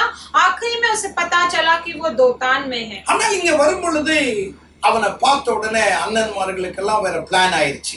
लेकिन उसे देखते ही उसके सारे भाइयों ने अलग सा एक योजना किया। சொப்பன பார்க்கிறவன் வந்துட்டு இருக்கலாம். वो देखो वहां पर एक वो स्वप्न देखने वाला आया है। நல்ல நேரம், अच्छा समय है। அவனை கொன்று இந்த குழியில தூக்கி போட்டுருவோம். उसे मारकर इस गड्ढे के अंदर गाड़ देंगे। 19ஆம் வசனம் 20ஆம் வசனத்தை நீங்க வாசித்தாலே அதை அறியலாம். 19-20 वचन आप पढ़ेंगे तो जान पाओगे। இங்கே அவனுடைய சகோதரர்கள் அவனுக்கு விரோதமாய் ஒரு பெரிய ஒரு பிளான் பண்ணி அவனை கொல்ல நினைத்தாங்க. इसके भाइयों ने अब उसके लिए एक बड़ा सा एक योजना बनाया और எலிசாவை उसे मारना பிடிப்பதற்கு चाहा। சீரியாவுடைய படைகள் வந்து எலிசாவை கொன்றுவிட நினைத்தார்கள். जैसे एलिसा को मार डालने के लिए सीरिया का सेना आ गया था, ஆனால் இங்கே யோசேப்பை கொன்று விடும்படியாய் அவருடைய சகோதரர்கள் நினைக்கிறார்கள். ஆனா ஆண்டவர் அப்படி ஒன்னும் ரதங்களையும் குதிரைகளையும் இந்த தோத்தானுக்கு அனுப்பி வைக்கல. लेकिन यहाँ पर उसके भाइयों ने यूसुफ को मार डालने के लिए एक ये मकसद बना के रखा था, लेकिन जैसे एलिसा के साथ क्या परमेश्वर ने ऐसा नहीं किया। यहाँ पर யாருமே கிடையாது. उसको सहायता करने के लिए वहां पर कोई नहीं था। எலிசா மாத்திரம் தான் தேவனுடைய மனுஷனா நீதிமானா? யோசேப்பு இல்லையா? யோசேப்பும் நீதிமான் தான். एलिसा ही से केवल धार्मिक व्यक्ति है क्या? वो ही परमेश्वर का दास है क्या? यूसुफ नहीं है क्या? 17 வயதுள்ள யோசேப்பு தான். ஆனாலும் அவர் நீதிமானும் பரிசுத்தவானுமாய் இருந்தார். 17 साल का यूसुफ ही, लेकिन वो धार्मिक था, वो एक पवित्र युवक था। ஆனால் ஆண்டவராய் கர்த்தர் ஏன் அவனுக்கு உதவி செய்யவில்லை? लेकिन परमेश्वर ने क्यों उसका सहायता नहीं किया? தேவன் ஒவ்வொருவரையும் ஒவ்வொரு விதமாக நடத்த தேவன் அறிந்தவர். परमेश्वर जानते हैं कि हर एक लोगों को किस என்னை तरह से ஒரு चलाना விதமாய் है। நடத்துகிறார் என்றால் உங்களை ஒரு விதமாய் நடத்தும். अगर मुझे अलग तरह से चलाते हैं तो वो आपको अलग तरह से எல்லாரையும் चलाएंगे। போல நடத்துகிறவர் அல்ல. सबको एक ही समान नहीं चलाते हैं। இங்கே ஆண்டவராய் கர்த்தர் ஒரு பிளான் பண்ணுகிறார். परमेश्वर ने यहाँ पर उसके लिए एक योजना रखा ஒரு था। பெரிய ஒரு படையை பரலோகத்திலிருந்து கொண்டு வந்து யோசேப்பை தூக்கி அந்த இடத்திலிருந்து வெளியே கொண்டு வருவது அவருக்கு ஒரு பெரிய காரியம் கிடையாது. एक बड़ा सा सेना लेकर आकर यूसुफ को उस गड्ढे से निकालना उनके लिए एक बड़ा कार्य नहीं ஆனால் था। ஆண்டவருடைய ஒரு பிளான் இங்கே இருந்தது. लेकिन परमेश्वर का एक योजना वहाँ पर था। அவன் விற்கப்பட வேண்டும். वो उसको भेजाना அவன் चाहिए, எகிப்துக்கு போக வேண்டும். उसको भेजना चाहिए। वो அவன் मिस्र देश में பலவிதமான जा पहुंचना பாடுகளின் है। மத்தியில் அவன் உயர்த்தப்பட வேண்டும். वो कई सारे दुख से गुजर कर उसे இன்றைக்கு उत्तम स्थान देना है। இன்றைக்கு தன் தம்பியை கொலை செய்கிறவர்கள் ஒரு நாள் அவ்விதமாய் பஞ்சத்திலே வாடுவார்கள். आज उसके छोटे भाई को मार डालने वाले एक दिन वो अकाल के दिनों में वो जाएंगे। சாப்பாடு இல்லாமல் ஆகாரம் இல்லாமல் பஞ்சத்தின் காலத்திலே அவர்கள் வருந்திக் கொண்டு எகிப்துக்கு ஓடி வருவார்கள். भोजन के बगैर कोई भी उनको इतना सारा अकाल पड़ जाएगा कि वो मिस्र देश में उसके पास அவருடைய लौट कर தகப்பன் आएंगे। யாக்கோபு அங்கே வருவார். और उसके साथ उनके याकूब उसका पिता भी आएगा। இவர்களை காப்பாற்ற வேண்டும் என்றால் இவன் அவ்விதமாய் அந்த தோத்தானிலே அவன் விற்கப்பட வேண்டும். और अगर उसको उन सभी को रक्षा करना है, सुरक्षित करना है, तो ये तोतान में उसे बेच देना இது चाहिए। அவனுடைய சகோதரர்களுக்கு தெரியாது. ये उसके भाई नहीं जानते थे। கொலை செய்வதற்கு பதிலாக வித்து போட்டோம்னா நமக்கு பைசாவும் கிடைக்கும். 20 காசுக்கு வித்துட்டான். और इसलिए उन्होंने चाहा कि मार डालने से अच्छा है कि उसे बेच दिया जाए, तो उन्हें पैसा भी मिल गया जो 20 அவன் கொண்டு डॉलर था। போகப்பட்டான். और वो मिस्र देश में उसे भेज दिया கர்த்தர் था। அவனை உயர்த்தினார். उस परमेश्वर ने उसे एक उत्तम स्थान தேவனுடைய दिया। திட்டம் அங்கு நிறைவேறினது. परमेश्वर का यो मकसद वहाँ पर पूरा हो தேவன் गया। ஒரு பெரிய ஒரு வானத்திலிருந்து சைன்யங்களையும் படைகளையும் கர்த்தர் அனுப்பவில்லை. परमेश्वर ने स्वर्ग से एक बड़ा से रथों को या सेना को नहीं भेजा। ஆனால் ஒரு பிளான் பண்ணி அங்கே ஆண்டவராய் கர்த்தர் அவனை உயர்த்தி எகிப்தில் வைத்திருந்தார். लेकिन एक योजना के साथ ही परमेश्वर ने उसे मिस्र देश में रखा गया। அவன் சொல்லுகிற வார்த்தைகளை கவனியுங்கள். वो कहने वाले वचन को सुनिएगा। அவன் சொல்லுகிற நல்ல வார்த்தைகள். वो कहने वाले वचन और शब्दों को என்னை देखिएगा। கொன்று போடும்படிக்கு என்னை அபிதமா அழித்து போடும்படிக்கு நீங்க நினைச்சீங்க. आपने मुझे मार डालना चाहा, ஆனால் ஆண்டவராய் கர்த்தர் வேறொரு பிளான் வைத்திருந்தார். लेकिन परमेश्वर यहोवा ने मेरे लिए एक अलग सा मकसद रखा। ஆதியாகமம் 45:5-7 வசனத்திலே और उत्पत्ति 45:5-6-7 में हम पढ़ते हैं। உங்களுக்கு அபிதமாய் ஸ்தோத்திரம், உங்களுக்கு முன்னே எகிப்துக்கு என்னை அனுப்பி வைத்திருந்தார். आपसे पहले ही परमेश्वर ने मुझे मिस्र देश में भेज दिया। ஜீவ ரட்சணை செய்யும்படியாய் உங்களை காப்பாற்றும்படியாய் கர்த்தர் அங்கே அனுப்பி வைத்திருந்தார்.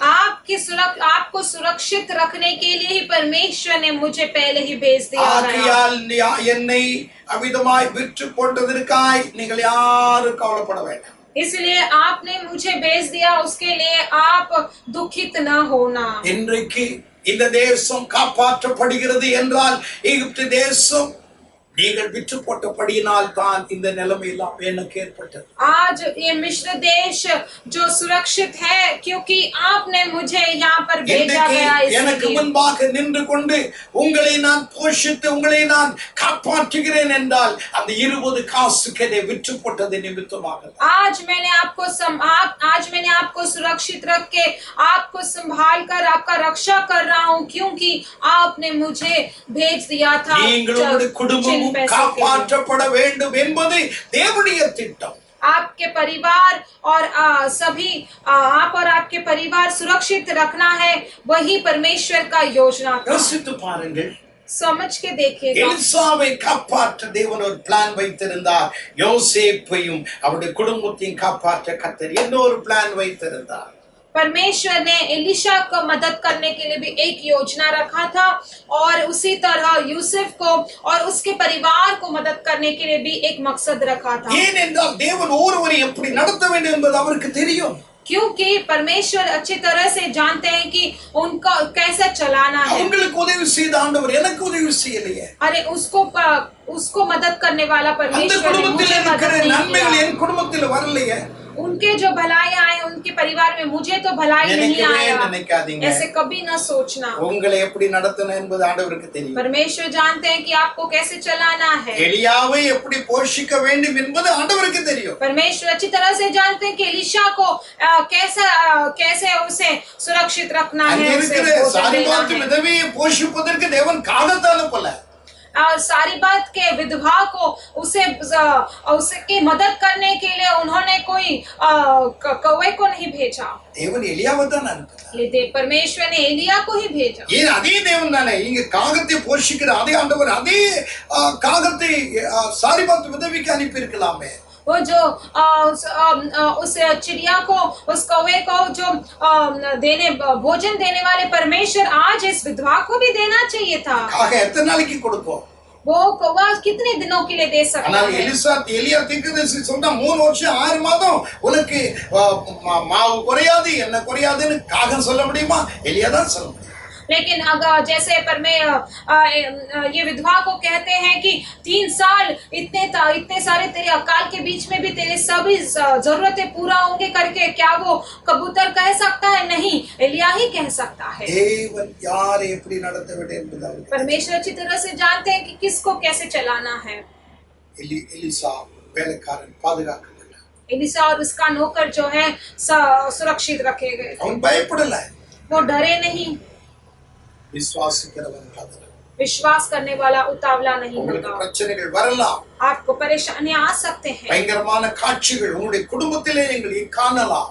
भयानक सा कार्य आपके जीवन में आप देख सकते இப்படி हैं। நடந்துருச்சே அப்படின்னு நீங்க நினைக்கலாம். हाय ऐसा सब हो गया करके आप सोच सकते हैं। ஒரு நாள் உங்களுடைய விசுவாசத்தை மட்டுப்படுத்தாதீங்க, பலவீனப்படாதீங்க. உங்களை பாதுகாக்கிறவர் கர்த்தர். कभी भी आपके विश्वास को तुच्छ नहीं समझना, कमजोर न होना, आपको सुरक्षित करने वाले परमेश्वर है। விசுவாசிக்கிறவன் பதற.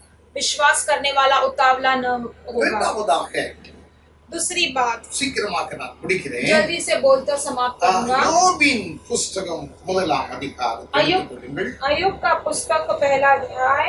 இந்த யோபின் புஸ்தகம் 1ஆம் அதிகாரத்திலே अय्यूब का पुस्तक पहला अध्याय में யோபி குறித்து, அவருடைய குடும்பத்தை குறித்து, அவருடைய மனைவி மக்களை குறித்து, அவருடைய செல்வ செழிப்பை குறித்தும் சொல்லப்பட்டிருக்கிறது.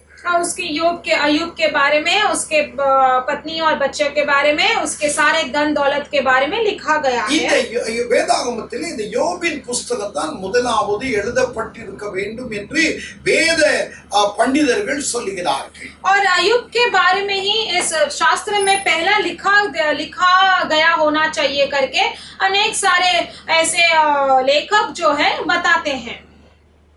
ஏனென்றால் இந்த புஸ்தகத்தில் ஆபிரகாமை குறித்தோ, ஈசாக்கை குறித்தோ, யாக்கோபை குறித்தோ, எந்த இஸ்ரவேல் ஜனங்களை குறித்தும் சொல்லப்படல. क्योंकि यहाँ पर याकूब के बारे में, इस्राएल लोगों के बारे में, उनके बारे में ऐसा लिखा नहीं है। அப்ப ஆபிரகாமை குறித்து யோசேப்புக்கு யோபுக்கு தெரியாது. अब्राहम के बारे में यहाँ पर इसलिए अय्यूब नहीं जानता है। ஸ்தோத்திரம். அப்படி தெரிஞ்சிருந்தா அவனை குறித்து அவன் எழுதியிருப்பான். क्यों? अगर वो जानता होता तो अय्यूब अच्छी तरह से उनके बारे में भी लिखता था। அப்ப யோபினுடைய புஸ்தகம் ஆபிரகாமுடைய காலத்துக்கு முந்தின ஒரு புஸ்தகம். इसीलिए अय्यूब का जो पुस्तक है अब्राहम के प्राचीन काल से भी अधिक पहले वाला ஆதியாகமத்தின் पुस्तक है। புஸ்தகத்தை ஆண்டவராய் கர்த்தர் மோசே கொண்டு எழுதினார்.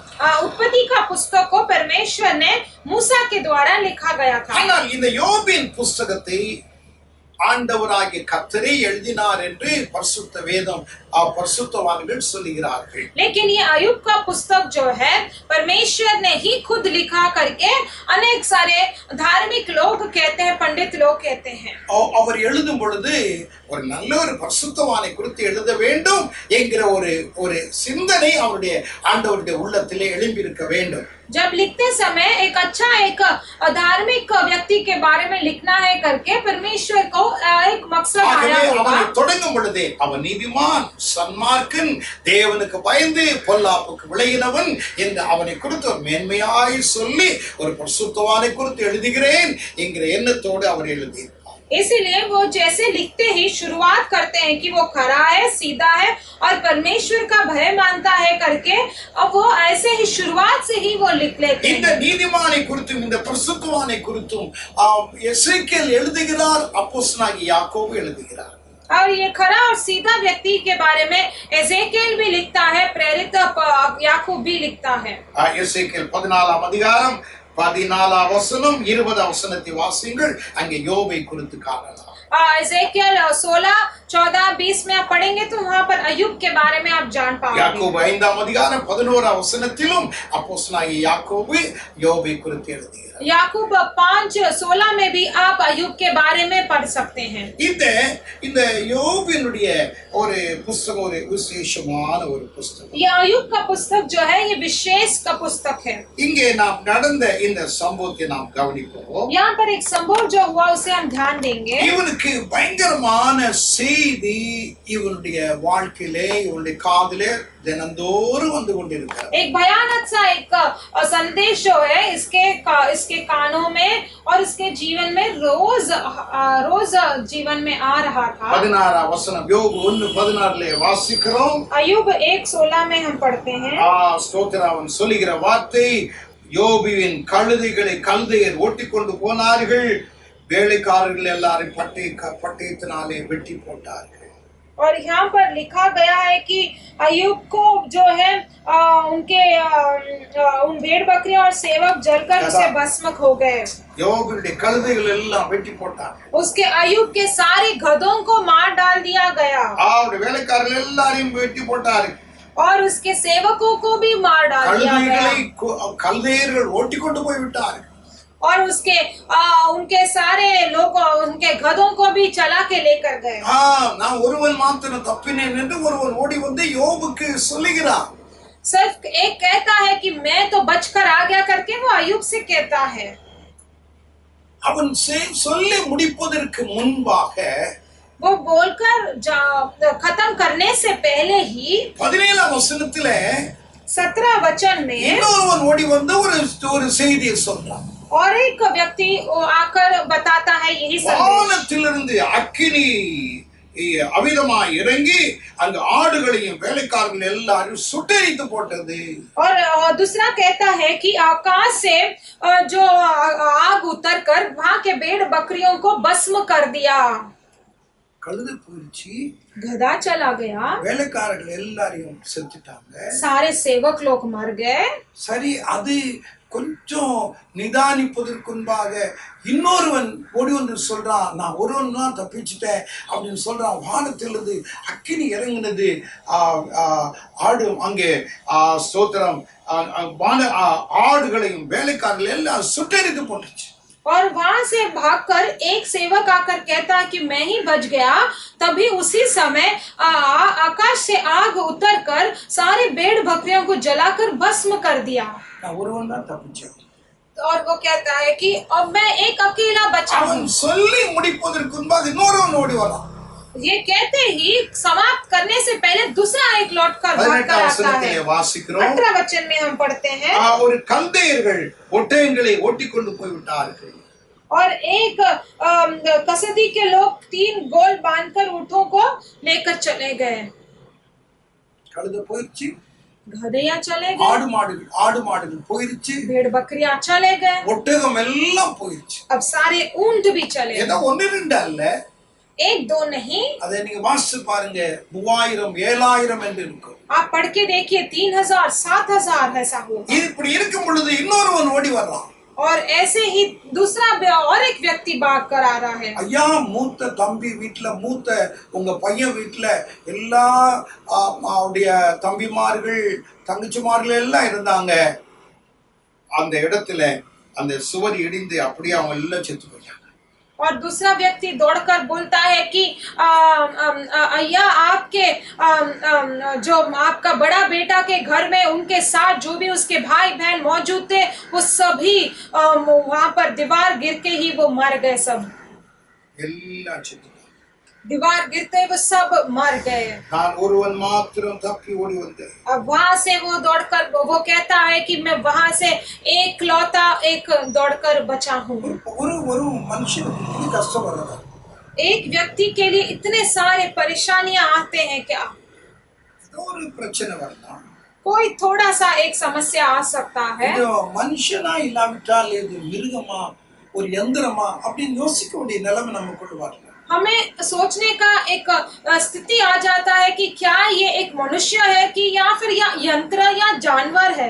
ஏன் இப்படி இவனுக்கு வாழ்க்கையில வந்தது? क्यों उसके जीवन में इतने सारे परेशानियां என்று பைபிள் சொல்லுகிறது. वो बहुत खरा इंसान है करके शास्त्र कहता है। என்று சொல்லுகிறது. वो परमेश्वर का सीधा साधा इंसान धार्मिक है।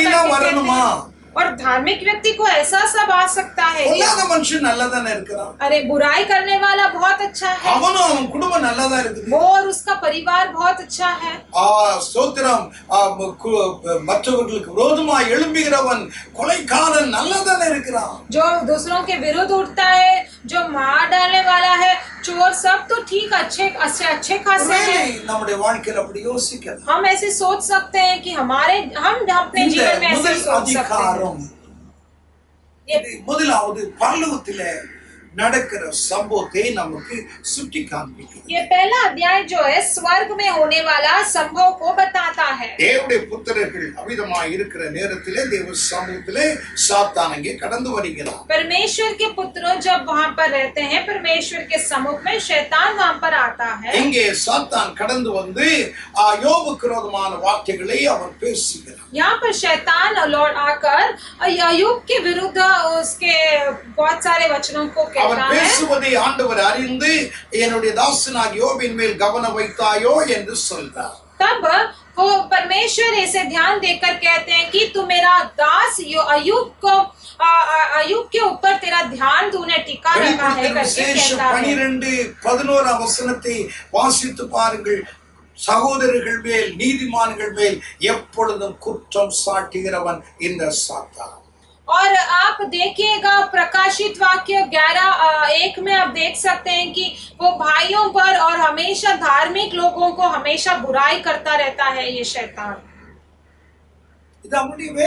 क्योंकि ये उसका काम है। எவனை விழுங்கலாமோ எவனை அழிக்கலாமோ அதுதான் நம்முடைய வேலை. किसको मारने का है, किसको खाना है करके उसका। நீங்கள் நீதிமானாக இருந்த என்ன, நீங்கள் பரிசுத்தவனாக இருந்த என்ன, आपका चाहे ना आप धार्मिक हो या चाहे पवित्रता हो, குடும்பத்தில் ஏதாவது ஒரு பிரச்சனைகளை போட வேண்டும். हमेशा आपके परिवार में कोई ना कोई परेशानी लेकर आना है। दुर्चेदी केटते இருக்கணும். आपके कानों में हमेशा दुख भरा संदेश ही देना है, सुनना है। யோபுக்கு அப்படிதான் अय्यूब का भी ऐसा ही स्थिति हुआ। நீர் அவனை வெறுமையாக வைக்கவில்லை, அவனை வேலியடைத்திருக்கிறீர், அவனை ஆசீர்வதித்திருக்கிறீர். आपने उसे खाली ऐसा ही न रखा, आपने उसे उसका सुरक्षित कवच रखा है, उसे आशीष दिया है। இந்த யோபுக்கு ஏற்பட்டது ऐसा एक परेशानी ही अय्यूब के साथ हुआ। ஆண்டவராகிய கர்த்தர் அறிவார். परमेश्वर ये सब कुछ जानते हैं। நாம் ஒவ்வொருவரையும் ஆண்டவர் அறிவார். हम सभी को परमेश्वर जानते हैं। எல்லாரும் ஒன்று போகல தேவன் சோதனைக்கு இடம் கொடுக்கிறவர் அல்ல. सभी को एक ही समान परीक्षा नहीं करते परमेश्वर। நீங்க எந்த அளவுக்கு தாக்கு பிடிக்க முடியும் என்பதை தேவன் அறிந்து அதற்கு அனுமதி கொடுப்பார். आप कितने तक सह सकते हैं करके आप परमेश्वर जानकर उसी के लिए யோபுடைய நிலைமையை தேவன் உங்களுக்கு எனக்கு கொடுக்க மாட்டார். अय्यूब का जो परिस्थिति आप और मुझको नहीं चाहिए। ஏனென்றால் நம்முடைய விசுவாசம் நம்முடைய நம்பிக்கை எப்படிப்பட்டது என்பது அவருக்கு தெரியும். क्योंकि हमारा विश्वास और भरोसा किस तरह है वो अच्छी तरह से जानते हैं யோபுடைய परमेश्वर। விசுவாசத்தை ஆண்டவர் அறிவார். अय्यूब का विश्वास को परमेश्वर अच्छी तरह से जानते இவ்வளவு हैं। பிரச்சனைகள் அறிந்து வந்தது कितनी सारी परेशानियां आ गए யோபு थे, பதறல. लेकिन अय्यूब कभी उतावला नहीं யோபு हुआ। ஒன்னும் பயப்படல. अय्यूब कभी डरा नहीं। அவருடைய மனைவி கூட அமிதமாய் அதிகம் ஒரு வேறு விதமான சிந்தனை அவளுக்குள் வந்துவிட்டது. उसकी पत्नी के लिए भी एक अलग सा एक सोच आ गया था उसके मन में। இங்கே 112ஆம் சங்கீதம் 7ஆம் வசனத்தை வாசித்து பாருங்கள். 112 भजन संगीता 7 में आप पढ़ेगा। துச்செய்தி கேட்கிறதுனால் பயப்படான். और दुखित संदेश सुनने के लिए तू उतावला न அவன் होना। இருதயம் கர்த்தரை நம்பி திடனாய் இருக்கும். तू उतावला संदेश सुनते तू दुख संदेश सुनते उतावला न होना, क्योंकि तू दृढ़ रहेगा। செய்தியை அவன் கேள்விப்பட்டுதான் இந்த சங்கீதக்காரன் இப்படி எழுதி இருக்கவே. अय्यूब का संदेश सुनते ही वो यहाँ पर भजन संगीता में लिखा गया होगा। துச்செய்தி கேட்கிறதுனால் பயப்படான். दुख संदेश सुनते ही वो उतावला न होगा। ஏன்? அவன் இருதயம் கர்த்தரை நம்பி திடனாய் இருக்கிறது. क्योंकि उसका हृदय परमेश्वर के ऊपर विश्वास करके दृढ़ உங்களுடைய है। இருதயத்தை பொறுத்து இருக்கிறது உங்களுடைய கிறிஸ்து வாழ்க்கையில உங்களுக்கு வருகிற பிரச்சனைகளை நீங்கள் சமாளிக்க முடியுமா இல்லையா என்பது. आपके मन के विश्वास के ऊपर ही है। आपके मसीह के जीवन में आपको परेशान होगा तो आप संभाल सकते हो या யோபுக்கு नहीं। தெரியும், अय्यूब जानता है நான் ஆராதிக்கிறவர் ஜீவனுள்ளவர். मैं आराधना करने वाला परमेश्वर जीवित என் है। தேவன் உயிருள்ளவர். मेरा परमेश्वर जीवित है। அவனுக்குள்ளான ஒரு விதமான ஒரு தீர்மானம் நிறைந்திருந்தது. उसके अंदर एक अलग सा एक जवाब अंदर और யோபு था। 27:5 வசனத்தை வாசித்து பாருங்கள். अय्यूब 27:5 हम पढ़ என் के ஆவி देखिएगा। பிரிகிற வரைக்கும் என் உத்தமத்தை விட்டு நான் விலக மாட்டேன். और जब तक मेरा प्राण निकल न जाए तब तक मैं उत्तम स्थान से नीचे नहीं என்னுடைய उतरूंगा। உத்தம வாழ்க்கையை நான் இழந்து விட மாட்டேன். तब तक मैं अपने धार्मिकता को என் छोड़ूंगा ஜீவனை नहीं। போனாலும் பரவாயில்லை. चाहे मेरा जीवन भी चले जाए। 6ஆம் வசனத்தில் வாசிக்கிறோம், 6 वचन में என் पढ़ेंगे, நீதியை கெட்டியாய் பிடித்திருக்கிறேன். मैं अपने धर्म में पकड़े हुए हूँ என் இருதயம் என்னை நிந்திக்க முடியாது. और मेरा मन जो है वो मुझे निंदा नहीं कर என்னுடைய सकता। இருதயம் என்னை நிந்திக்க முடியாது. मेरा मन जो है मुझे दोषी नहीं ठहरा सकता। அவருடைய மனைவியாகிய யோபினுடைய மனைவிடத்திலே யோபு சொல்லுகிறார், கர்த்தரிடத்திலே நன்மை பெற்ற நாம் தீமையை பெற வேண்டாம்.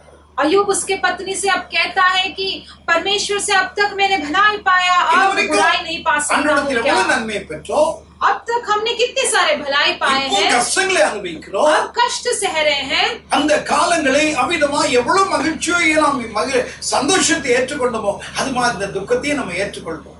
उस भूतकाल में हमने जितना भी कष्ट सहा है, अब इस वर्तमान में भी हम कष्ट सहेंगे। கர்த்தர் கொடுத்தார், கர்த்தர் எடுத்தார். परमेश्वर ने दिया, परमेश्वर ने கர்த்தருடைய लिया। நாமத்துக்கு ஸ்தோத்திரம். परमेश्वर के नाम का स्तुति அவருக்கு हो। கொடுக்கவும் அவருக்கு தெரியும், அவருக்கு எடுக்கவும் उन्हें वो देना भी उन्हें देना भी आता है, उन्हें लेना भी आता அவர் है। பறித்து கொண்டு போகும் பொழுது அதை யார் பிடுங்க முடியும்? जब वो छीन कर लेकर जाते हैं, कौन उसे पकड़ कर खींच தனக்கு सकता தேவை है? என்பதை ஆண்டவர் அறிந்து அதை எடுத்துக்கொண்டு போகிறார். उनको वो जरूरत है करके वो उठा कर ले लेते हैं। இவ்வளவு பிரச்சனையின் மத்தியிலே தன்னுடைய விசுவாசத்தை அவன் சரியாய் பாதுகாத்து வந்தான். इतने सारे परेशानियों के बीच वो अपने विश्वास को भी दृढ़ அதைத்தான் पकड़ता நாம் है। ஏசாயா 28:16 வாசித்தோம். விசுவாசிக்கிறவன் பதறான். वही हम ऐसा 28:16 में हम पढ़ते हैं कि உங்களுடைய विश्वास करने நம்பிக்கை वाला उतावला இயேசு न மேல் होगा। சரியா இருக்கும் என்றால் எந்த பிரச்சனை வந்தாலும் நீங்க பயப்பட மாட்டீங்க. अगर आपका विश्वास परमेश्वर के ऊपर सही सलामत रहे तो आप कोई भी परेशानी से दूर உங்களுடைய नहीं होंगे। விசுவாசம் சோதிக்கப்படும். आपका विश्वास का परीक्षा लिया 1 जाएगा। பேதுரு 1:7-8 வசனத்திலே எப்படி பொன் சோதிக்கப்படுகிறதோ அது போல உங்களுடைய விசுவாசம் சோதிக்கப்படுகிறது. पहला 7-8 में हम पढ़ते हैं कि जैसा एक सोना को परीक्षा किया जाता है, उसी तरह आपके भी आप परिश्रम से அதற்கு ஒரு गुजरते முடிவு हैं। இருக்கிறது. उसके लिए भी एक अंत है।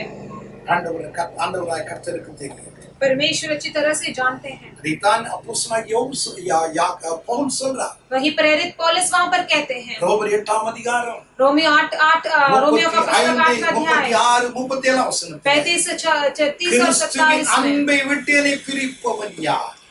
मसीह के प्रेम से मुझे अलग करने वाला कौन है? உபத்திரவமோ நாசமோசமோ பசியோ பட்டினியோ நிர்வாணமோ ஒன்று என்னை பிரிக்க முடியாது.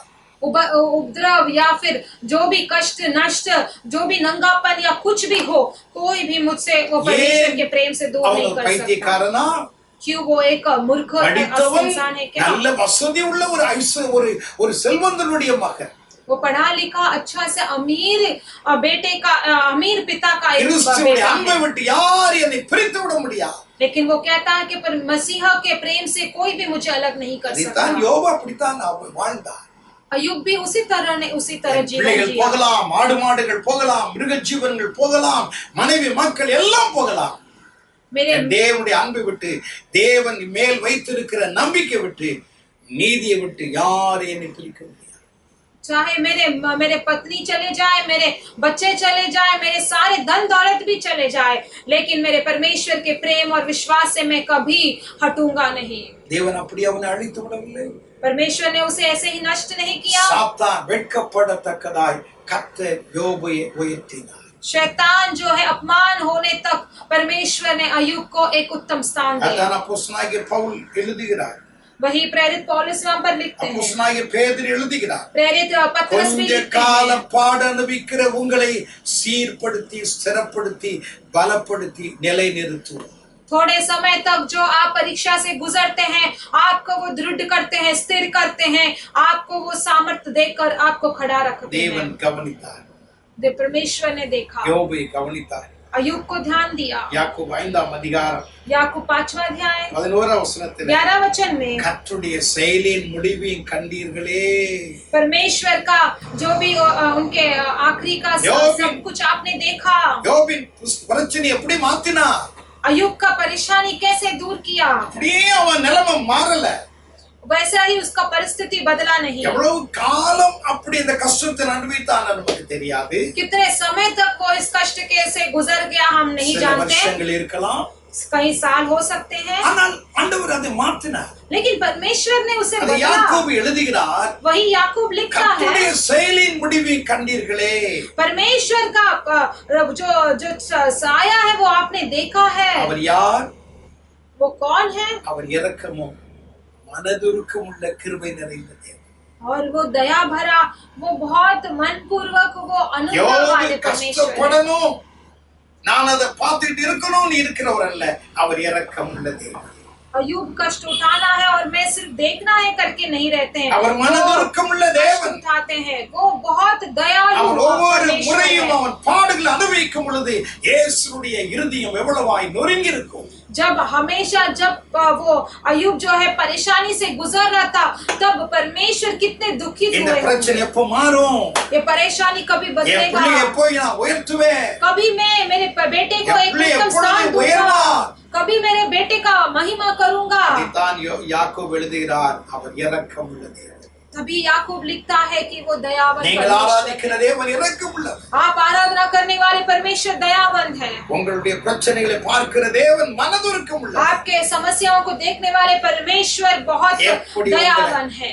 எப்படி உங்களை உயர்த்தின என்பது அவருக்கு தெரியும். आपको उत्तम स्थान कैसा देना है 2 वो மடங்கு யோபு जानते हैं। உயர்த்தப்பட்டார். 2 गुण पर बल अय्यूब அவன் ने இழந்த पाया। எல்லாவற்றையும் 2 மடங்காய் கர்த்தர் கொடுத்தார். जो कुछ भी उसने खोया वो 2 गुण फिर से पाया। 120 வருஷம் அதற்கு பின்பாக ஜீவனோடு வாழ்ந்தார். 120 साल उसके बाद वो जीवित रहा। 7 பிள்ளைகளும் 3 பெண் குமார்த்திகளும் திரும்ப அவனுக்கு கிடைத்தார். 7 बच्चे, 7 बेटे और 3 बेटियां அவன் उसको दोबारा பேரன் मिली। பேத்திகள் குடும்பங்கள் எல்லாம் தலைமுறையை அவன் கண்டு ஆண்டவருடைய ராஜ்யத்துக்கு கடந்து போனார். वो पोते नाती सबको देखते हुए वो परमेश्वर के राज्य में நீங்கள் ஆராதிக்கிற தேவன் ஜீவிக்கிற தேவன். आप आराधना करने वाले परमेश्वर உங்களை जी கைவிடுகிற தேவன் அல்ல. आपको छोड़ने वाले परमेश्वर नहीं। நீதிமான் சோதிக்கப்படுகிறான், துன்மார்க்கன் நன்றாய் இருக்கிறான் என்று நீங்கள் சொல்லலாம். धार्मिक ही परीक्षा में गुजरता है और बुरे करने वाले अच्छे हैं आप कह ஆனால் सकते हैं। துன்மார்க்கனை கர்த்தர் எங்க வைத்திருக்கிறார் என்பதை நீங்கள் அறிந்து கொள்ள வேண்டும். लेकिन दुष्ट लोग कहाँ पर है आपको जानना है। கர்த்தர் அவனை கல்கலான இடத்தில வைக்கிறார். परमेश्वर उन्हें फिसले हुए जगह पे रखते हैं, நீதிமானை கன்மலையின் மேல் வைக்கிறார். लेकिन धार्मिक लोगों को पहाड़ के उच्चित पर ஓ रखते हैं। நம்முடைய தேவன் எத்தனை நல்லவர். हमारे परमेश्वर कितना भला है। யோபு பிரச்சனைகளை கண்டு தரையில அவன் விழல.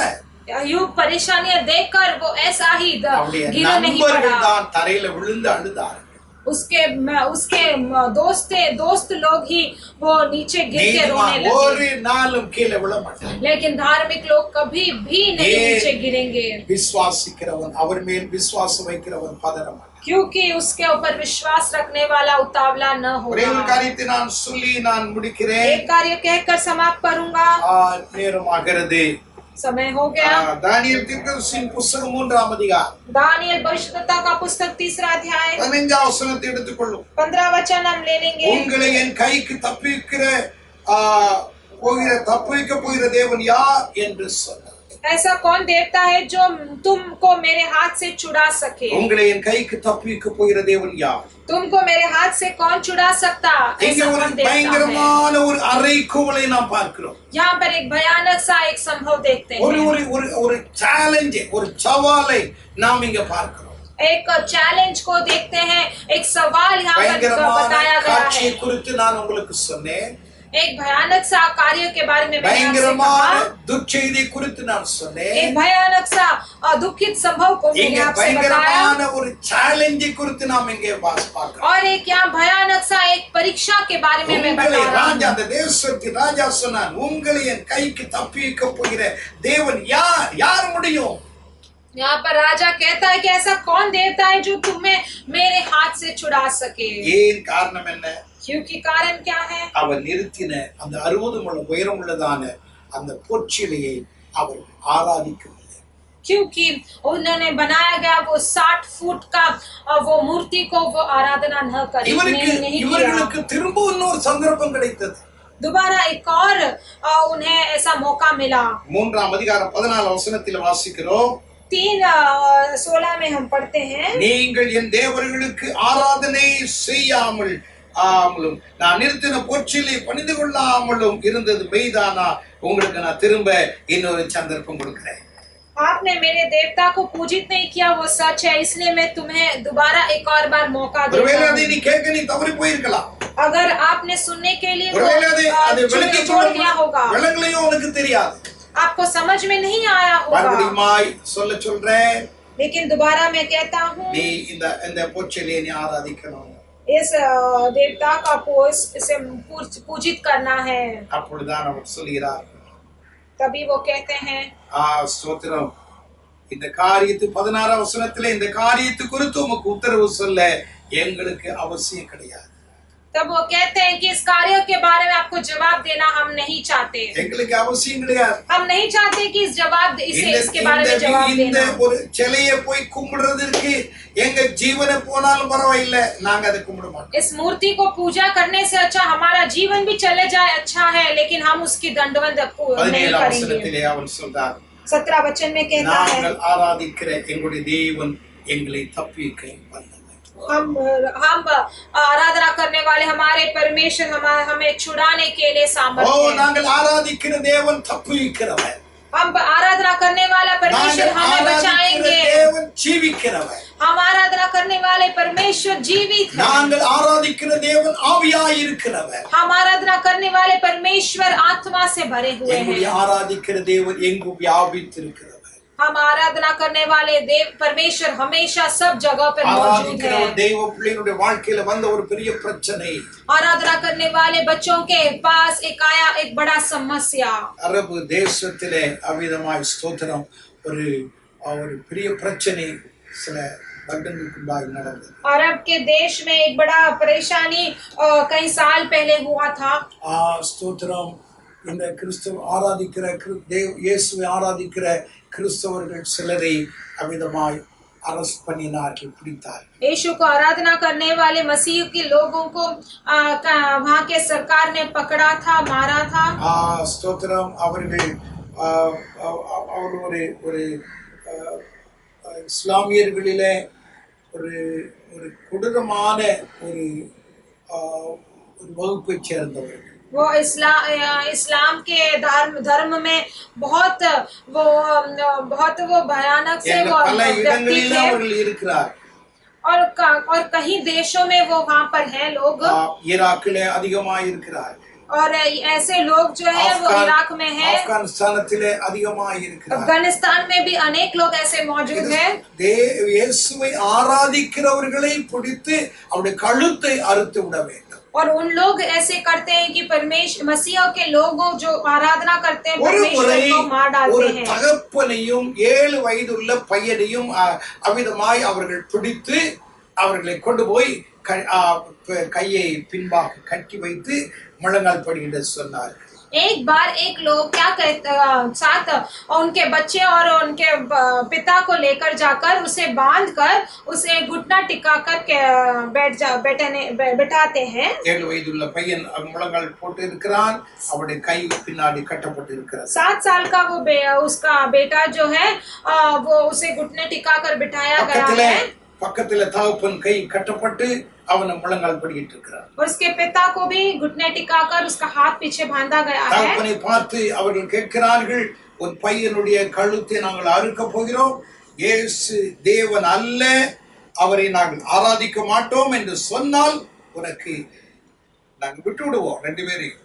और अगर तुमने कहा कि यीशु परमेश्वर नहीं है, देवता नहीं है, हम उसका आराधना नहीं करेंगे कहेंगे तो मैं तुम्हें छोड़ दूंगा, वरना मैं मार डालूंगा उस बच्चे को। அப்பொழுது தகப்பனிடத்திலே வந்தார்கள். तभी उस पिता के पास लौट कर आए। பையன் சொன்னான், தகப்பனே வேண்டாம். उस बेटा ने कहा कि पिता ऐसा मत करो। தகப்பனே இயேசு மறுதலிக்காதே. और उसने कहा कि पिता आप कभी परमेश्वर को छोड़ो मत, நம்ம ஜீவனை போனாலும் பரவாயில்லை, चाहे हमारा जीवन भी दे दे என்று சொல்லி அந்த பையன் தகப்பனை தடுக்கிறான். ऐसे कहकर वो लड़का जो है अपने पिता को रोकता है। அப்பொழுது பையன் மேல கோபத்துல பையன் கிட்ட போனாங்க. तब वो गुस्से से पिता उस बेटे के पास जाते हैं। பையனுடைய கழுத்தை அறுப்பதற்காக நினைத்தார்.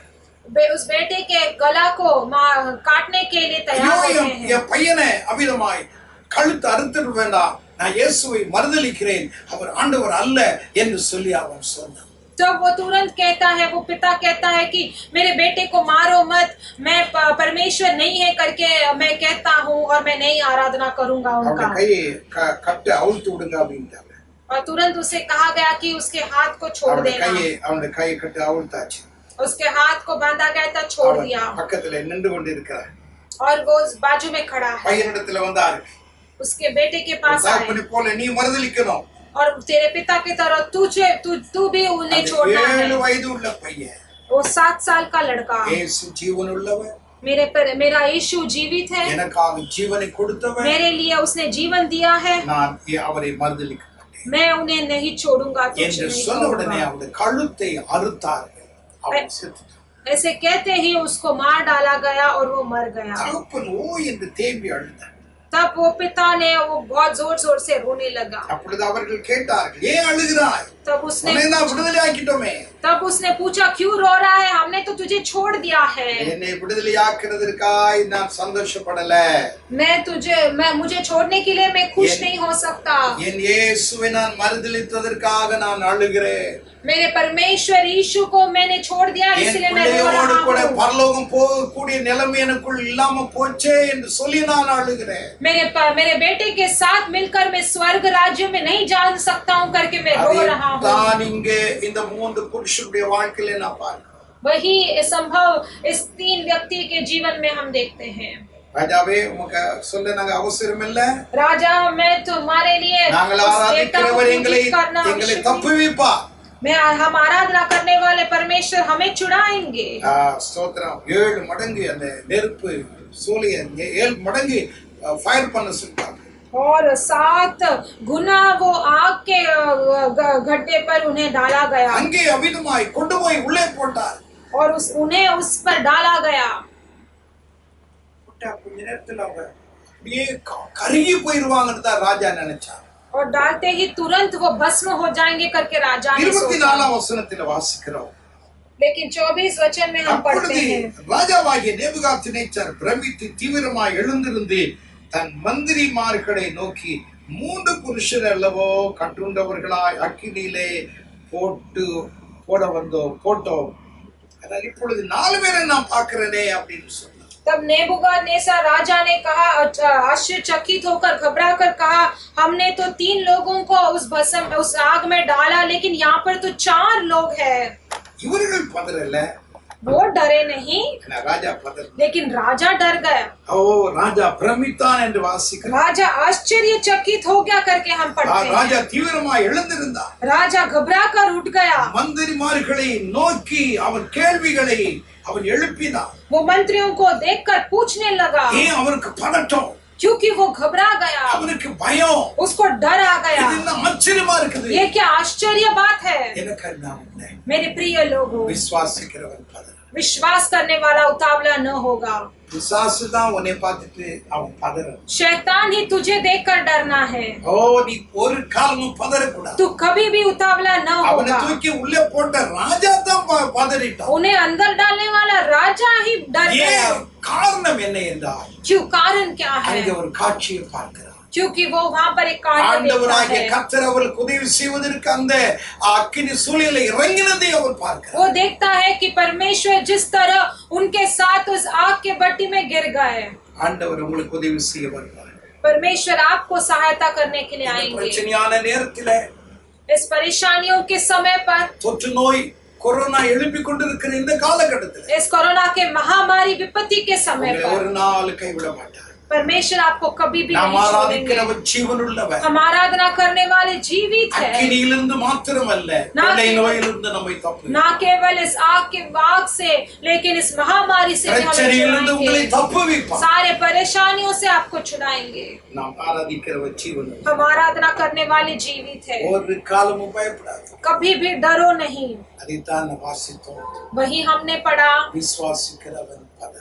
विश्वास करने वाला उतावला न நாம் 3 होगा। காரியங்களை நாம் கவனித்தோம். मैंने 3 कार्यों से आपको कहा। பயங்கரமான காட்சி. भयानक सा संभव। கர்த்தர் தம்முடைய பிள்ளைகளை காப்பாற்றுவதற்கு பரலோகத்திலிருந்து அவிதமாய் ஸ்தோத்திரம், அக்கினி ரதங்களை, குதிரைகளை அனுப்பி அவர்களை பாதுகாத்தார். परमेश्वर ने अपने बच्चों को बचाने के लिए स्वर्ग से आग का जो रथों को और घोड़ों को उतराया। பயங்கரமான செய்தி, துர்ச்செய்தி வந்தது. भयानक सा एक संदेश, दुर्संदेश आ गया था। தேவன் யோபை கைவிடல. लेकिन परमेश्वर ने अय्यूब को नहीं छोड़ा, இரக்கம் உள்ள தேவன். क्योंकि वो दयावान நான் परमेश्वर है। மனதுருக்கம் உள்ள தேவன். मैं मनपूर्वक दयावान யோபே, परमेश्वर உன்னுடைய अनुभव விசுவாசத்தை நான் கவனித்தேன். करती हूँ। अय्यूब, तेरा विश्वास को मैंने உன்னுடைய जान நீதியை लिया, நான் கண்ணோக்கி பார்த்தேன். तेरे धार्मिकता को मैंने देखा, உன்னுடைய உத்தமத்தை நான் பார்த்தேன். तेरा सीधा साधापन को मैंने 2 மடங்கு நீ देखा। உயர்த்தப்படணும். तू 2 गुना बल पाना है அநேக வருஷங்கள் இந்த பூமியில ஜீவனோடு கூட வாழணும். और अनेक साल इस पृथ्वी में तुझे யார் रहना உனக்கு है। விரோதமாய் பேசினார்களோ जो कोई भी तेरे विरुद्ध उठकर बात அவர்கள் किए, வெட்கப்படும்படி அநேக ஆசீர்வாதங்களை உனக்கு நான் கட்டளையிடுவேன். वो सभी लज्जित होकर अपमान होना है और मैं वो देखूंगा। ஆண்டவர் அவனை உயர்த்தினார். परमेश्वर ने उसे देखा, उसे उत्तम स्थान दिया। பயங்கரமான சேலஞ்ச். एक भयानक सा एक चेतावनी। தேவனுடைய பிள்ளைகள் உறுதியாய், விசுவாசத்தில் உறுதியாய் இருந்த பிள்ளைகளை கர்த்தர் கைவிடல. தேவன் அக்கினியில இறங்கி அவர்களை விடுதலையாக்கினார். परमेश्वर ने जो विश्वास में दृढ़ था बच्चे, उनको नहीं छोड़ा और उनके साथ परमेश्वर उस आग के बड्डी पे உங்களையும் பாதுகாக்க கர்த்தர் நல்லவர். आपको सुरक्षा करने के लिए परमेश्वर நாம் बना है। ஜெபிப்போம். हम प्रार्थना करेंगे। அன்பின் நேச பிதாவே, நாங்கள் உமக்கு நன்றி சொல்றோம். हमारे स्वर्गीय अच्छे पिता, हम आपको கேட்ட धन्यवाद देते வார்த்தைகளுக்காக हैं। ஸ்தோத்திரம். सुनने वाले वचन के लिए இந்த धन्यवाद। வார்த்தைகள் ஒவ்வொன்றுக்கும் உங்களுடைய பிள்ளைகளுக்கு உதவியாய் இருக்கட்டும். हाँ, ये वचन सारे आपके बच्चों को सहायता होना चाहिए। விசுவாசிக்கிறவன் பதறான் என்று வாசித்தோம். विश्वास करने वाला उतावला न होगा, பிள்ளைகளுக்கு हमने எழுப்புகிற पढ़ा। எந்த காரியத்திலும் நம்முடைய பிள்ளைகள் பதறக்கூடாது. आपके बच्चों के साथ जो कुछ भी होता है எத்தனை उसमें उतावला பயங்கரமான न होना காட்சிகள் है। கண்டார். चाहे कितने भी भयानक எத்தனை संभव उन्होंने பயங்கரமான देखा, துர்ச்செய்திகள் எழுப்பினார். चाहे कितने भी दुर्संदेश எத்தனை उन्होंने सुना பயங்கரமான हो, சேலஞ்சுகள் எழுப்பினார். चाहे कितने भी परिश्रम से उन्हें गुजरना पड़े, உம்முடைய பிள்ளைகளை கைவிடாமல் பாதுகாத்துக் கொள்ளுங்கள். आपके बच्चों को आप कभी न छोड़ना और உடைய सुरक्षित பிள்ளைகளுடைய தேவைகள் रखिएगा। அநேகம் எல்லாவற்றையும் அந்தந்த நேரத்திலே சரியாய் நடப்பீங்க. आपके बच्चों के जरूरतें बहुत है, वो सभी को पूरी तरह से உடைய கரங்களில் कीजिएगा। ஒப்பு கொடுக்கிறோம். आपके हाथों में अर्पण करते हैं। உமக்கே மகிமை உண்டாகட்டும். आपका महिमा केवल होना இயேசுவின் है। நல்ல நாமத்தில் यीशु பிதாவே. मसीह के अच्छे नाम से मांगते हैं परमेश्वर पिता। ஆமென். आमीन। என் ஆத்துமாவே கர்த்தரை ஸ்தோத்திரி, என் என் உள்ளுமே உள்ளமே அவர் பரிசுத்த நாமத்தை ஸ்தோத்திரி. ஸ்தோத்திரி. என் என் ஆத்துமாவே ஆத்துமாவே கர்த்தரை கர்த்தரை ஸ்தோத்திரி. அவர் கர்த்தர் செய்த செய்த சகல சகல உபகாரங்களையும் உபகாரங்களையும் மறவாதே. மறவாதே. ஆமென்। நம்முடைய கர்த்தராயிருக்கிற இயேசு கிறிஸ்துவினுடைய கிருபை, பிதாவாகிய தேவனுடைய அன்பு, பரிசுத்தாவியானுடைய ஐக்கியம், சமாதானம் இந்த வசனங்களை கேட்ட ஒவ்வொரு பிள்ளைகளோடும் கர்த்தருடைய வருகை மற்றும் இருப்பதாக. आमीन आमीन आमीन। உங்கள் எல்லாருக்கும் மறுபடியும் எங்களுடைய வாழ்த்துக்கள். आप सभी को हम दोबारा இந்த बधाई देते हैं, ஞாயிற்றுக்கிழமை स्वागत करते हैं। காலையில 8 மணிக்கு மறுபடியும் நாம் சந்திப்போம். रविवार सुबह 8 बजे दोबारा मैं आपसे मिलूंगा। உங்களுடைய நண்பர்களுக்கும் மற்றவர்களுக்கும் இந்த செய்தி அனுப்புங்க. आपके दोस्तों को, रिश्तेदारों को आप ये संदेश भेजिएगा। விதமாய் நீங்கள் இருந்த இடத்திலிருந்து நீங்கள் செய்ய வேண்டிய ஒரு நல்ல ஊழியமா இருக்கட்டும். आप जिस स्थान से हैं वहां से आप करने वाला एक अच्छा सेवा होगा। சப்ஸ்கிரைப் பண்ணாதவர்கள் தயவு செய்து பண்ணுங்க. सब्सक्राइब जिन्होंने नहीं किया कृपा करके कीजिएगा। கர்த்தருடைய ஆசீர்வாதம். परमेश्वर आपको आशीष करेंगे। आमीन।